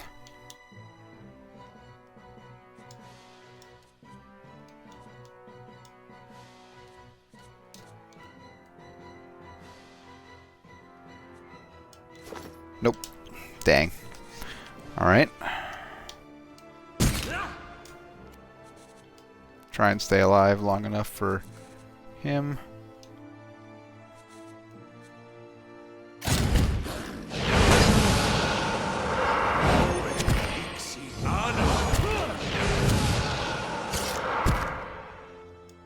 What are you doing, man?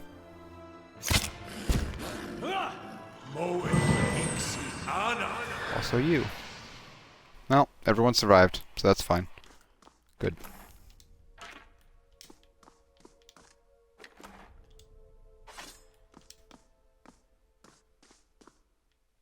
Laying low.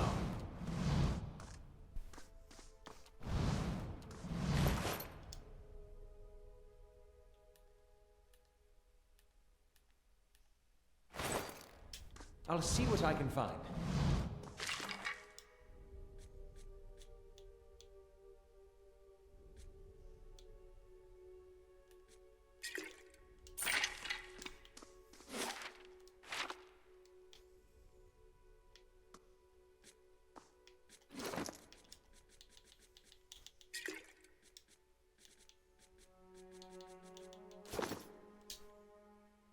Light, flame, and sound.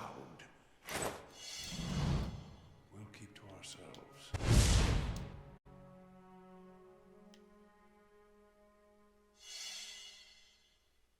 Whoa. That You're was not getting close. through me. Finished.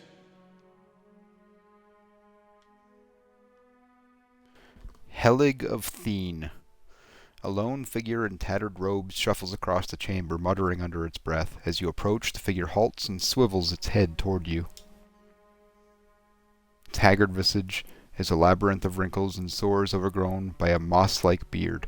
What's this? Who disturbs Helig's work? Its voice rattles and gurgles like that of a drowning man. What are you doing here? I was just exploring the catacombs.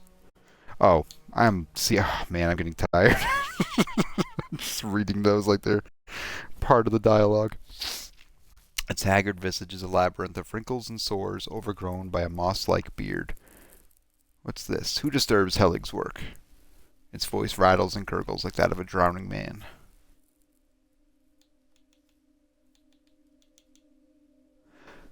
What are you doing down here? Research. A hodgepodge of animancy and necromancy. I have peace and quiet as well as an abundant supply of subjects. If there's nothing else, be on your way. What are those creatures behind you? Just a few personal projects. Sorry souls stuck in their mortal shells. Their flesh is as dead as mine, though their minds are not as well maintained. They flock to me like worms to drakes. They're not half as intelligent, but he watches as one stumbles into a desk. They serve for amusement. I was just exploring the catacombs. The figure aims a gnarled finger at the door. Then go, and thank your gods I'm not hungry. Farewell. The creature appears to have suffered horrific burns. Its skin is blackened and its limbs have melted and fused. It plods stubbornly across the room. Hello? The creature does not seem to register your words. I'm not going to push it. It just seems rude. The grim assortment of rusty blades adorns this table. They're just going to let me take it. Why not? The silver locket is dented and tarnished. A faded portrait of a young nobleman still rests inside. His face has been worn away by time. Found something. The scattered feverish notes detail various animantic procedures and rites of necromancy.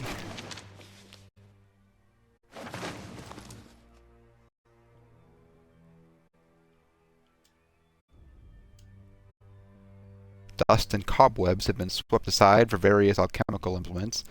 Though coated with rust and grit, they look recently used. Huh. I literally stopped moving. Oh shit. I kept going.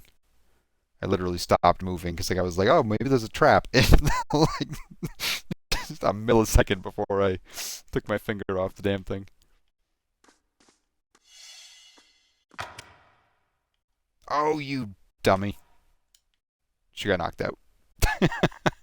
Oh, God.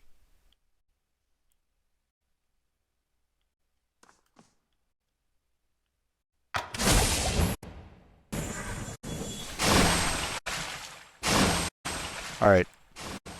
Apparently, that was the bad corridor. Oh, goodness. Alright, well, I should rest anyways. And then I feel like there's more going on up here, but I'll just leave it alone for now. Alright, that's the Temple of Boudica. I almost don't want to go down there yet.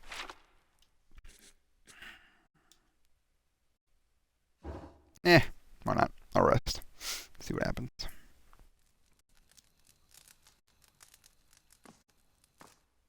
Dunrid's Scion? There was someone in the stronghold? Whoops. I don't remember seeing a notification. Oh, that happened. Seeking employment? He was nearly set upon by brigands on the road, but your patrol... Oh, crap. I hope that wasn't important. My bad, guy.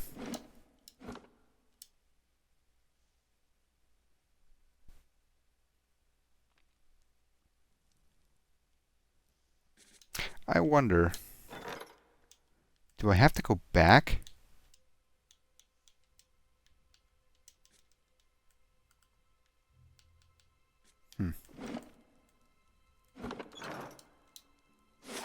Oh well. Oh. Older robed man. In front of you looms the ghostly, hollow image of the man who was present at your awakening. He casts a pale, sickly light in the dank corridor as he regards you. You are from Kratu, You are from... my boy. Oh, he speaks. Okay. His words are an echo in your mind from a time long past, and you know your response before you speak it, as if it has always been.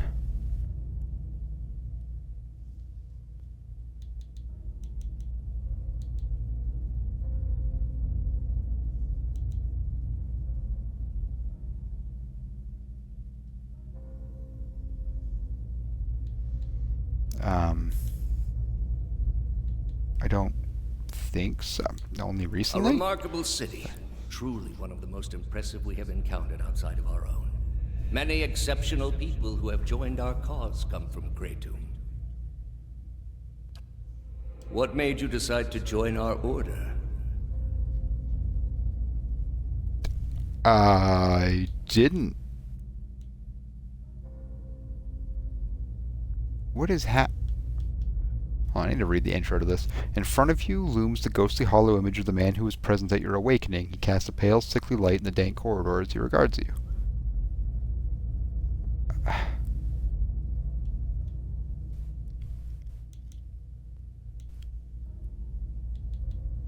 Am I someone else? Is this like my soul?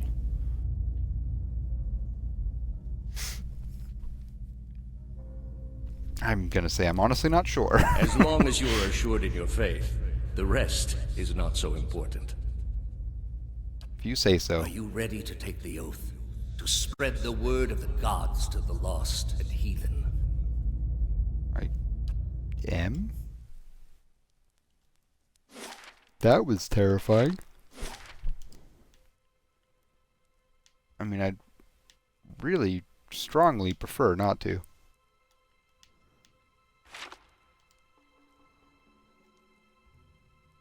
Okay.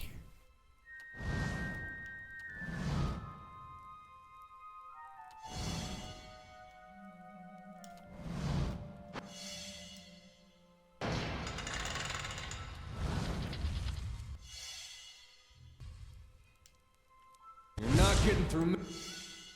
Look.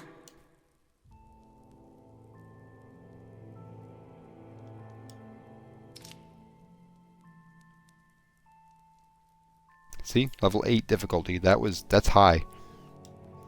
You think you hear the faint sound of whispering coming from the skulls, but the words are unintelligible. Cloak of protection, heck yeah. I'm on the trail.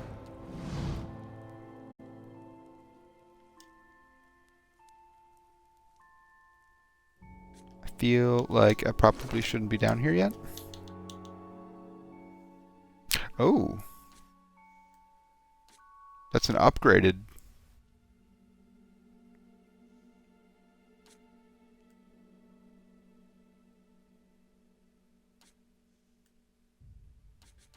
Hell yeah.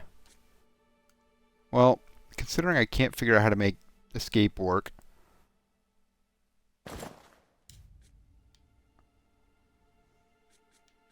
Give that to him. Maybe I'll do that. Give him that since he is being attacked more frequently. And then, since she's the only one that doesn't have one, also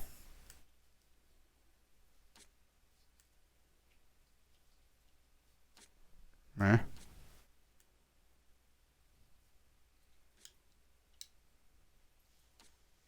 Ooh, that's really good.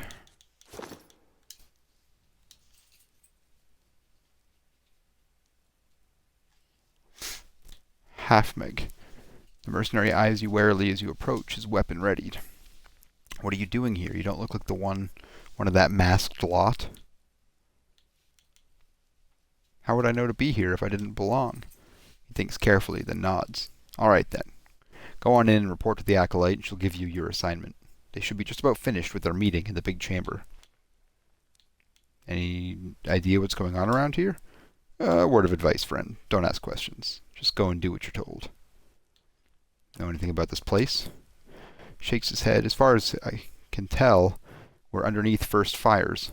Probably under that ruined temple. Farewell.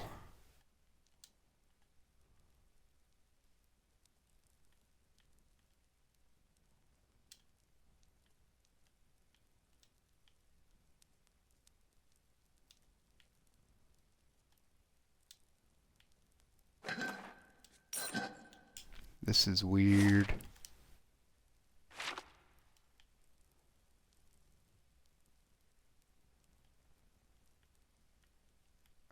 Feel like I'm... I just wouldn't expect this to be underneath that deadly area that I just came from. Primal rock. A chiseled portion of rock, slate gray and pocked with gleaming minerals. When set on the ground, it floats a small distance above the earth. That's cool. Binding copper. These tight coils of gleaming copper are typically found in conjunction with Audra, where they effect peculiar changes.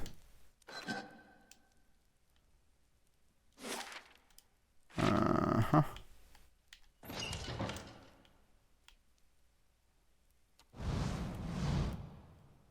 Aloth falters and brings a hand to his forehead. He takes a staggering step forward, coughing and sputtering. Those hooded fiends are nigh to be trusted. Probably not, but that's no reason to be rude. Kana glances over at Aloth and frowns. Aloth, are you unwell? Grimaces, catching his breath. It's nothing, I'm fine. He coughs again. This probably isn't the best place to linger anyhow. I just want to know what's going on with that guy. He's so interesting. You hear murmurs and chants on the other side of the door. A ritual of some sort is already underway.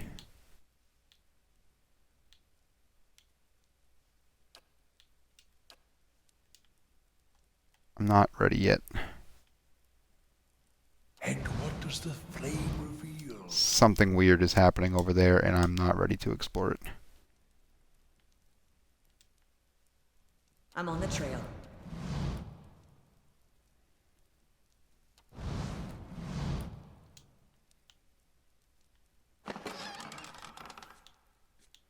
Poultry, cheese, grain, oil.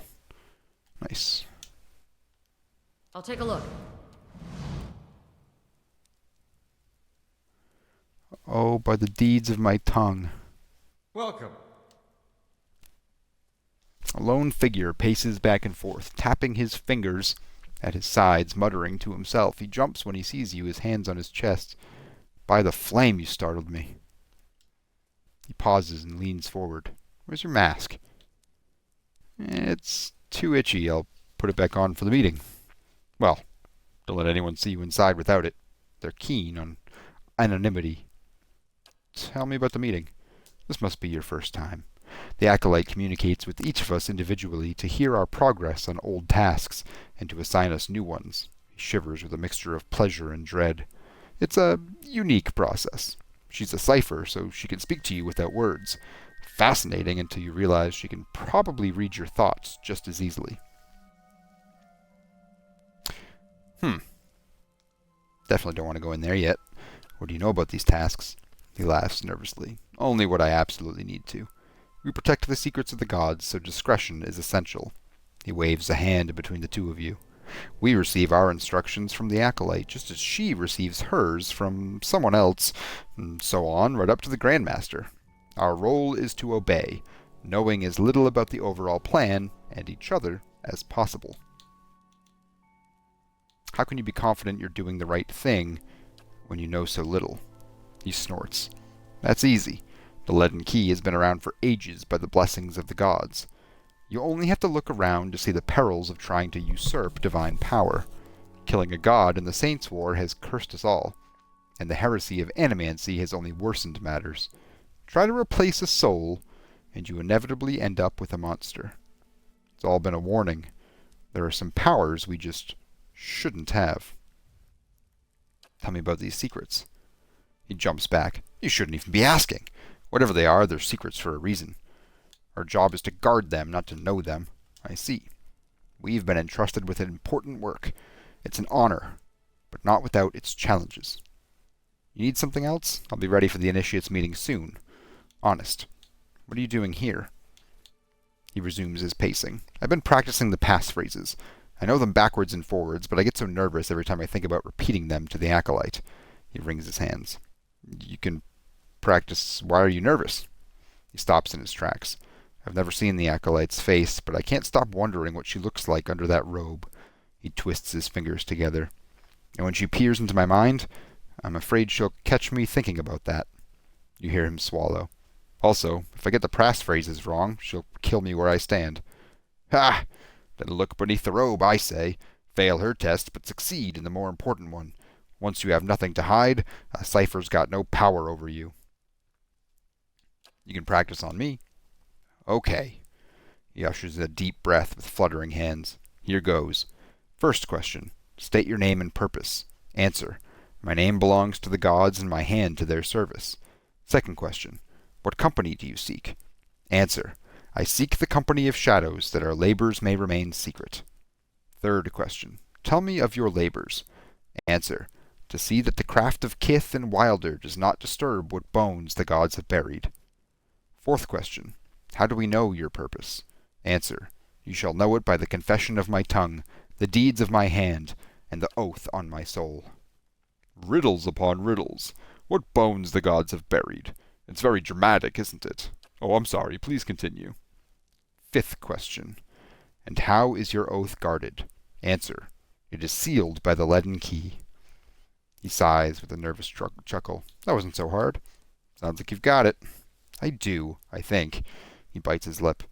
I'm just going to practice a few more times by myself before the meeting. Goodbye, then. Thanks for letting me know the passphrases.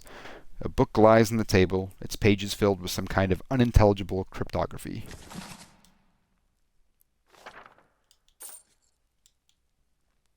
The White That Wins.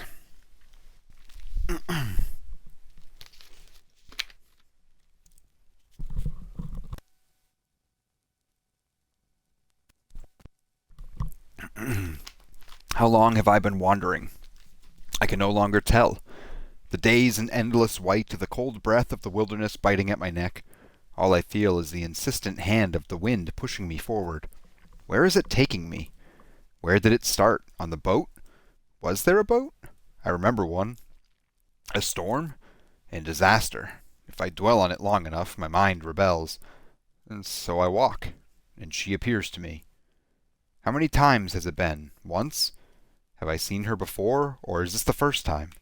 Did she ever leave? All my mind can do is ask questions. Each question leads to another question. The answers frighten me. And so I walk. She stands with her head cast down. Long white hair hangs in front of her face, obscuring it from my view. She holds out a hand, pale, thin, palm up. She wants my help. She wants my soul. Something screams, inhuman and primal. It overtakes me from behind, wrapping me in a terrifying blanket of sound. My skin contracts as chills course through me. I turn to face my pursuer and see only a vast, white emptiness. She is gone, like every time before. Was this the first time? Has she gone before? My stomach answers with a growl. Hunger. The beast consumes me from the inside, and there is no stopping it. I must eat.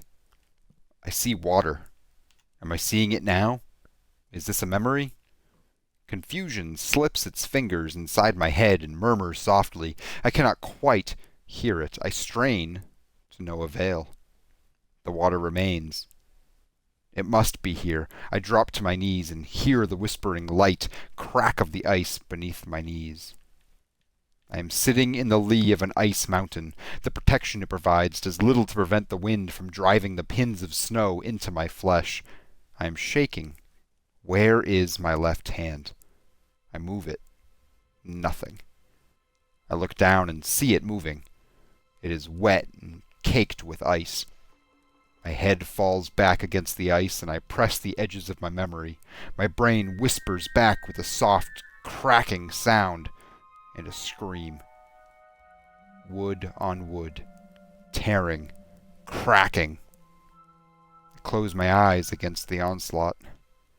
She appears before me again. Again? Time fragments and blows around me like the snow that obscures my vision. I am walking. My hand is on fire. I feel the needles piercing my fingers as she reaches hers out to me. She raises her head, black eyes staring blankly. Her mouth opens and closes.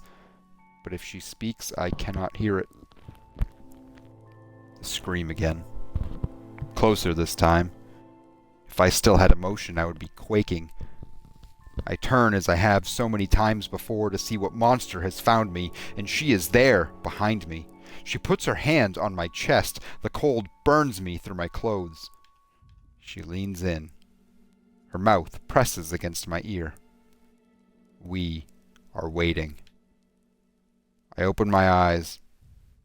I lie on the ground. I see torn fabric, rocks, a broken wooden box. An unsuccessful campfire. Where did it come from? Did I make it? How did I get here? I roll onto my back, unable to stand. Exhaustion sits on my chest and holds me down. She stands above me. I see frozen tears on her cheeks. She does not move. She does not threaten me. But I know this is the end. Her mouth opens. The inhuman scream that erupts from within her digs through the blackness that shrouds my mind, and I see her. The wood that tore beneath her feet, the water that swallowed her. She fades, replaced by the face of the devil that has followed me. Was it always there? In my madness, did I view it in a different form? Is anything in my mind true? Time bleeds. My vision shimmers, distorting the face that approaches. Its dark eyes watch closely as it walks forward. Its fur is matted and stained. Its fangs glisten in the fading light. Its enormous hands, tipped with jagged blades, rise above my head. I close my eyes. I am coming.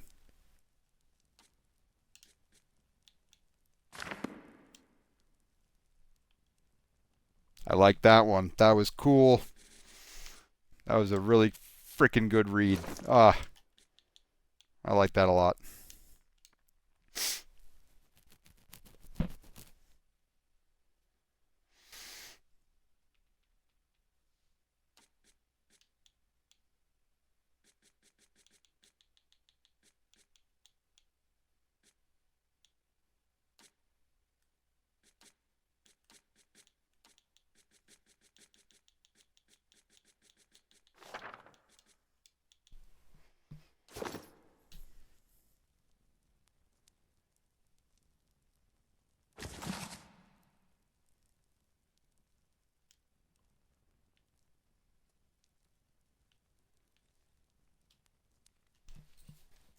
Dear sisters, do you still remember your first deliverance? When you strangled your first wrongdoer?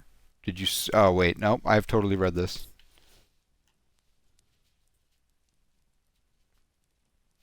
Have I? Yes. I remember the last one being when Wodika takes back her throne 1,000 times. Totally read that.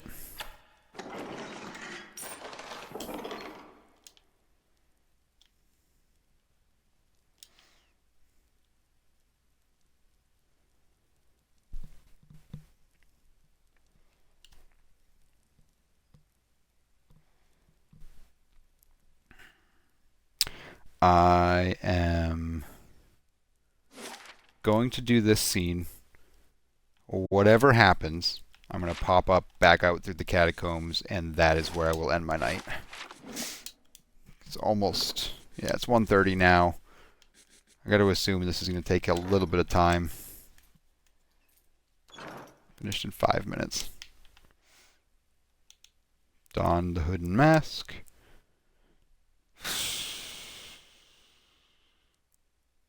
Just me, so I'm going to go alone. I might die. Several shrouded figures are lined up across from a hooded woman. The figure at the head of the line approaches her, and the woman places her outstretched hand on the stranger's forehead. They stand in silent communion as you look on. A few moments later, the stranger steps aside and resumes his place in the circle around the statue. The woman turns toward you. You are late, attendant. Even though her face is concealed, you sense her rage in her dangerously low voice and in the sudden silence of I've the been others in waiting the on your chamber. reports. Quickly now, state your name and purpose.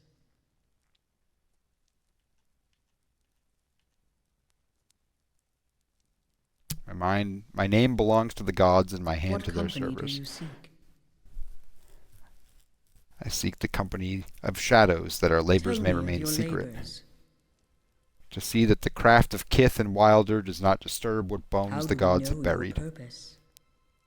You shall know it by the confession of my tongue, the deeds of my hand, and the oath And on my how is soul. your oath guarded? It is sealed by the Welcome, leaden key. attendant.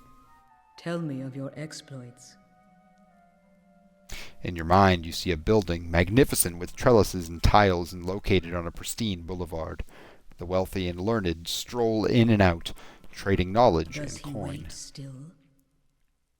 Yet it also houses misery and madness. Somewhere within its rotten core sits a man, his hair matted but his eyes alert. He watches and waits, a prisoner by choice.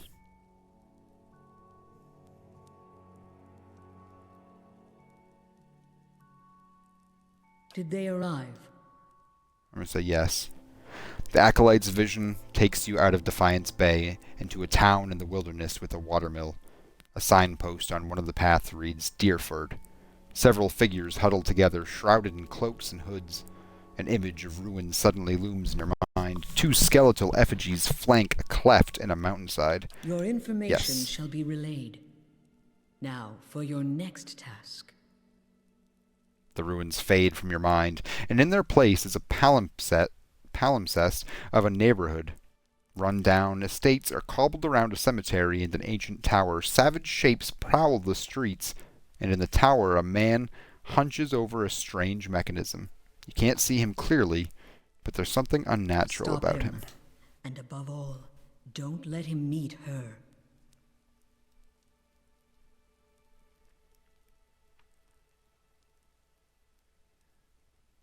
The Acolyte shows you a door in the base of the tower, a seemingly impenetrable slab of stone and copper. But then she shows you the invisible split between the perfectly matched halves, and you understand how the copper veins convert a command into action. The command comes to your mind, a surprising familiarity about it. You know how to open the door. I shall. Her hand rests lightly on your head. Have you any questions, attendant?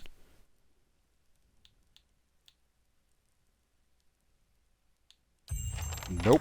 I just want to get the fuck out of here, honestly. Keep quiet. This is probably stupid to just have my guys run through this, but here we are. Devotees have placed assorted keys, their teeth filed away among the ruins of wax.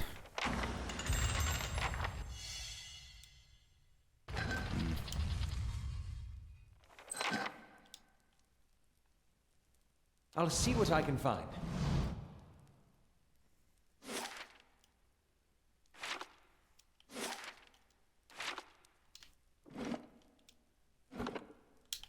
Okay, that goes to first fires. It's not necessarily where I want to go.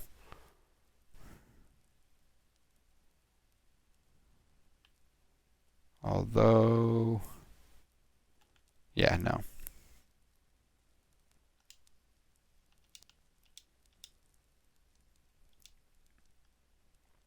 I feel like I just screwed up something. That was a very weird encounter.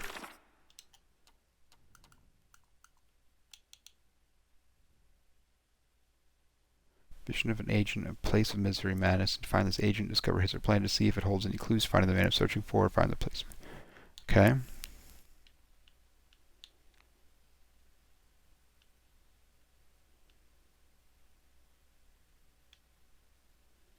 I probably could have gotten more information there, and I just didn't. I was too nervous and scared, and I just said, nope, see ya.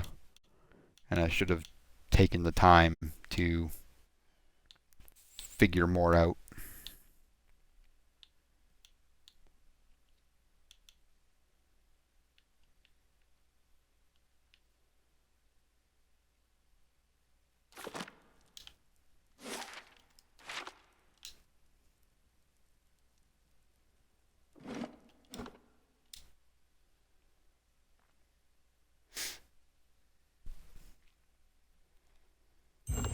A moment, please. Something happened. Hold on.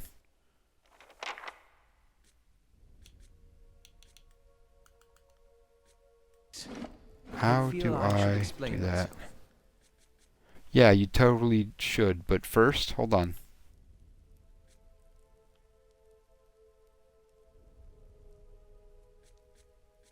I need, let's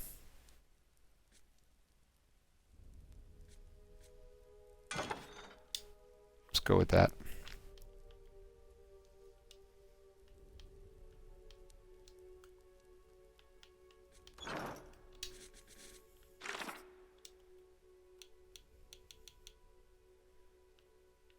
Oh, a letter has arrived at Cadenua, addressed to its new ruler. The steward believes it may present an interesting opportunity. Alright. I'm not going to rush back there just for that letter, but I will certainly go there soon. About my Start episode in the catacombs. There's something I should have told you earlier. That's an understatement. He clasps his hands together, slowly massaging a knuckle with his thumb. I meant no harm. I thought I could keep it to myself. That when we resolve the matter of your soul, we would also address my I also problem. have an awakened soul. But unlike yours, mine is a presence that shares my senses and my skin, making herself manifest at the most unwelcome times.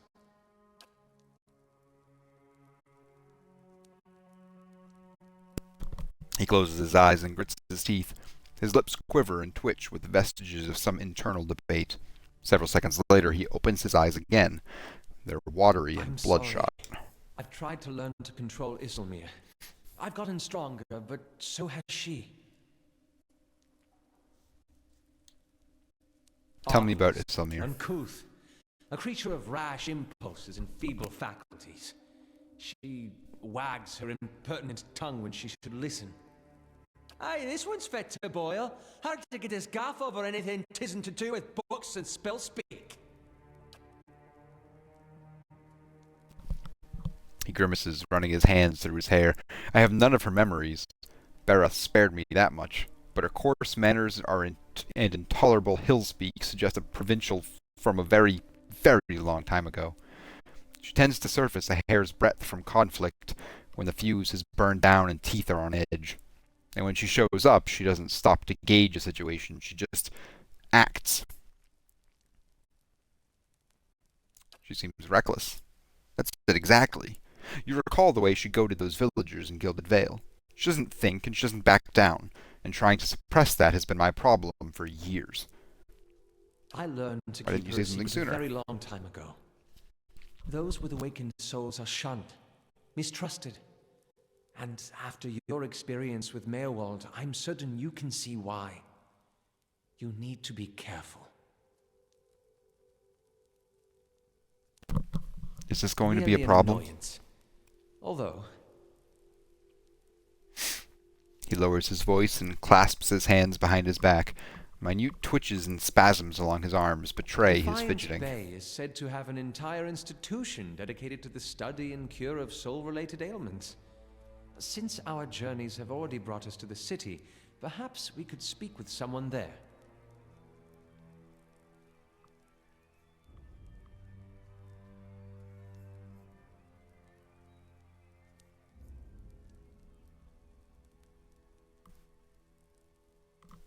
If it's helpful Thank to you, you. we'll go. This has been a great burden. Let's talk about something else. I'd like to know more about Isilmir. Such as? When did she awaken?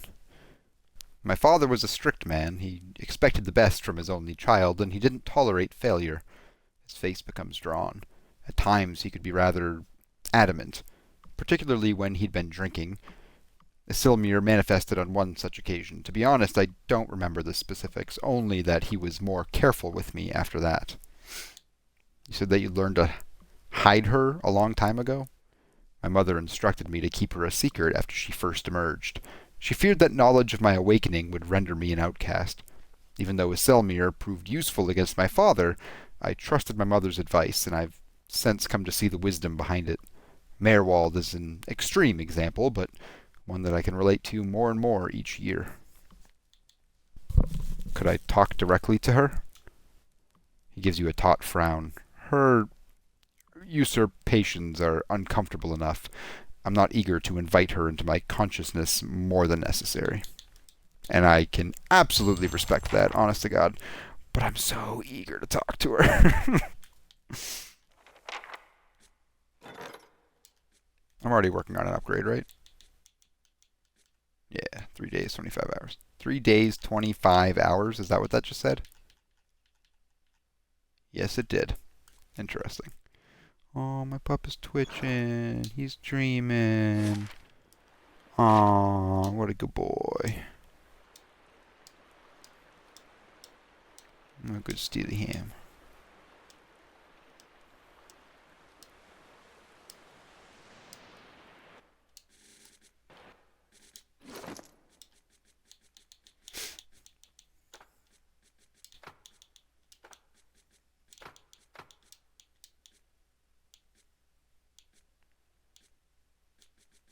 I know there's a use for these. I just gotta figure it out.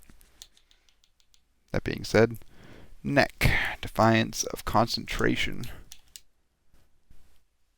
Oh, damn. Only usable by ranger. Damn. Double damn.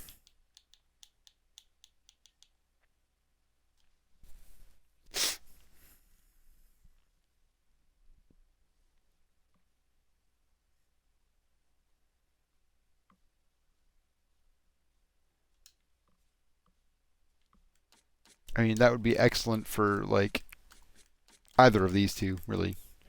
But this is only usable by her. Might as well just give it to her. And then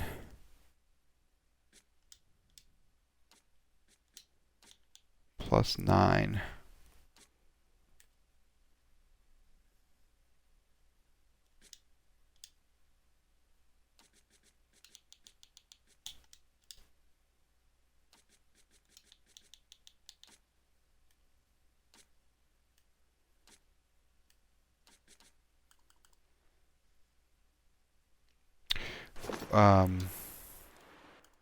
Let's check out a deer. Can you do that? Can you do spellbind? Doesn't look like you can.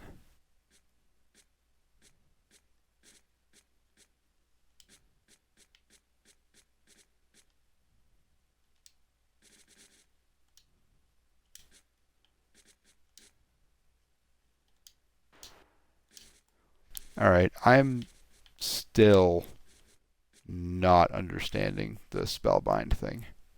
Oh my gosh, it's in...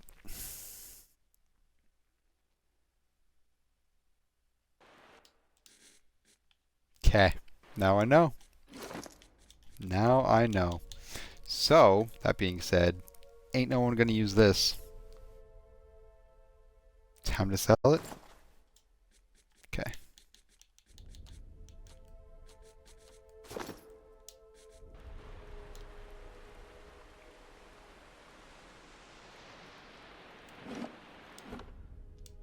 Alright, as I mentioned, I'm going to pop up to Copper Lane and I am going to save. And then I will be off for the night because, yeah, it's getting pretty late here. And I got a long day ahead of me, so I don't want to push it too much.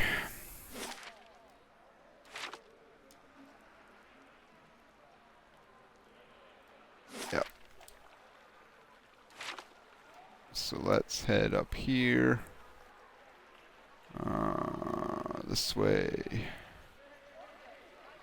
Just here, there's Gordy. Just a commoner.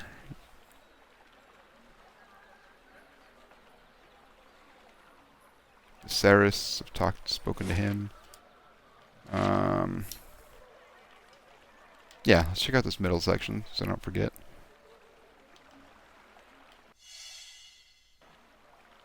Cool. Interesting.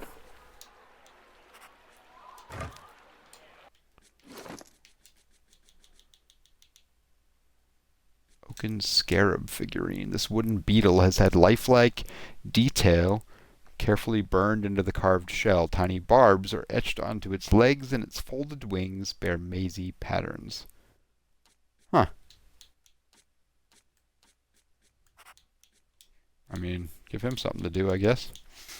And since I keep forgetting to read this, amulets are most often gems, medallions, or other items worn around the neck. Well, yeah, torques are stiff rings worn around the neck. Like amulets, they often have magical properties.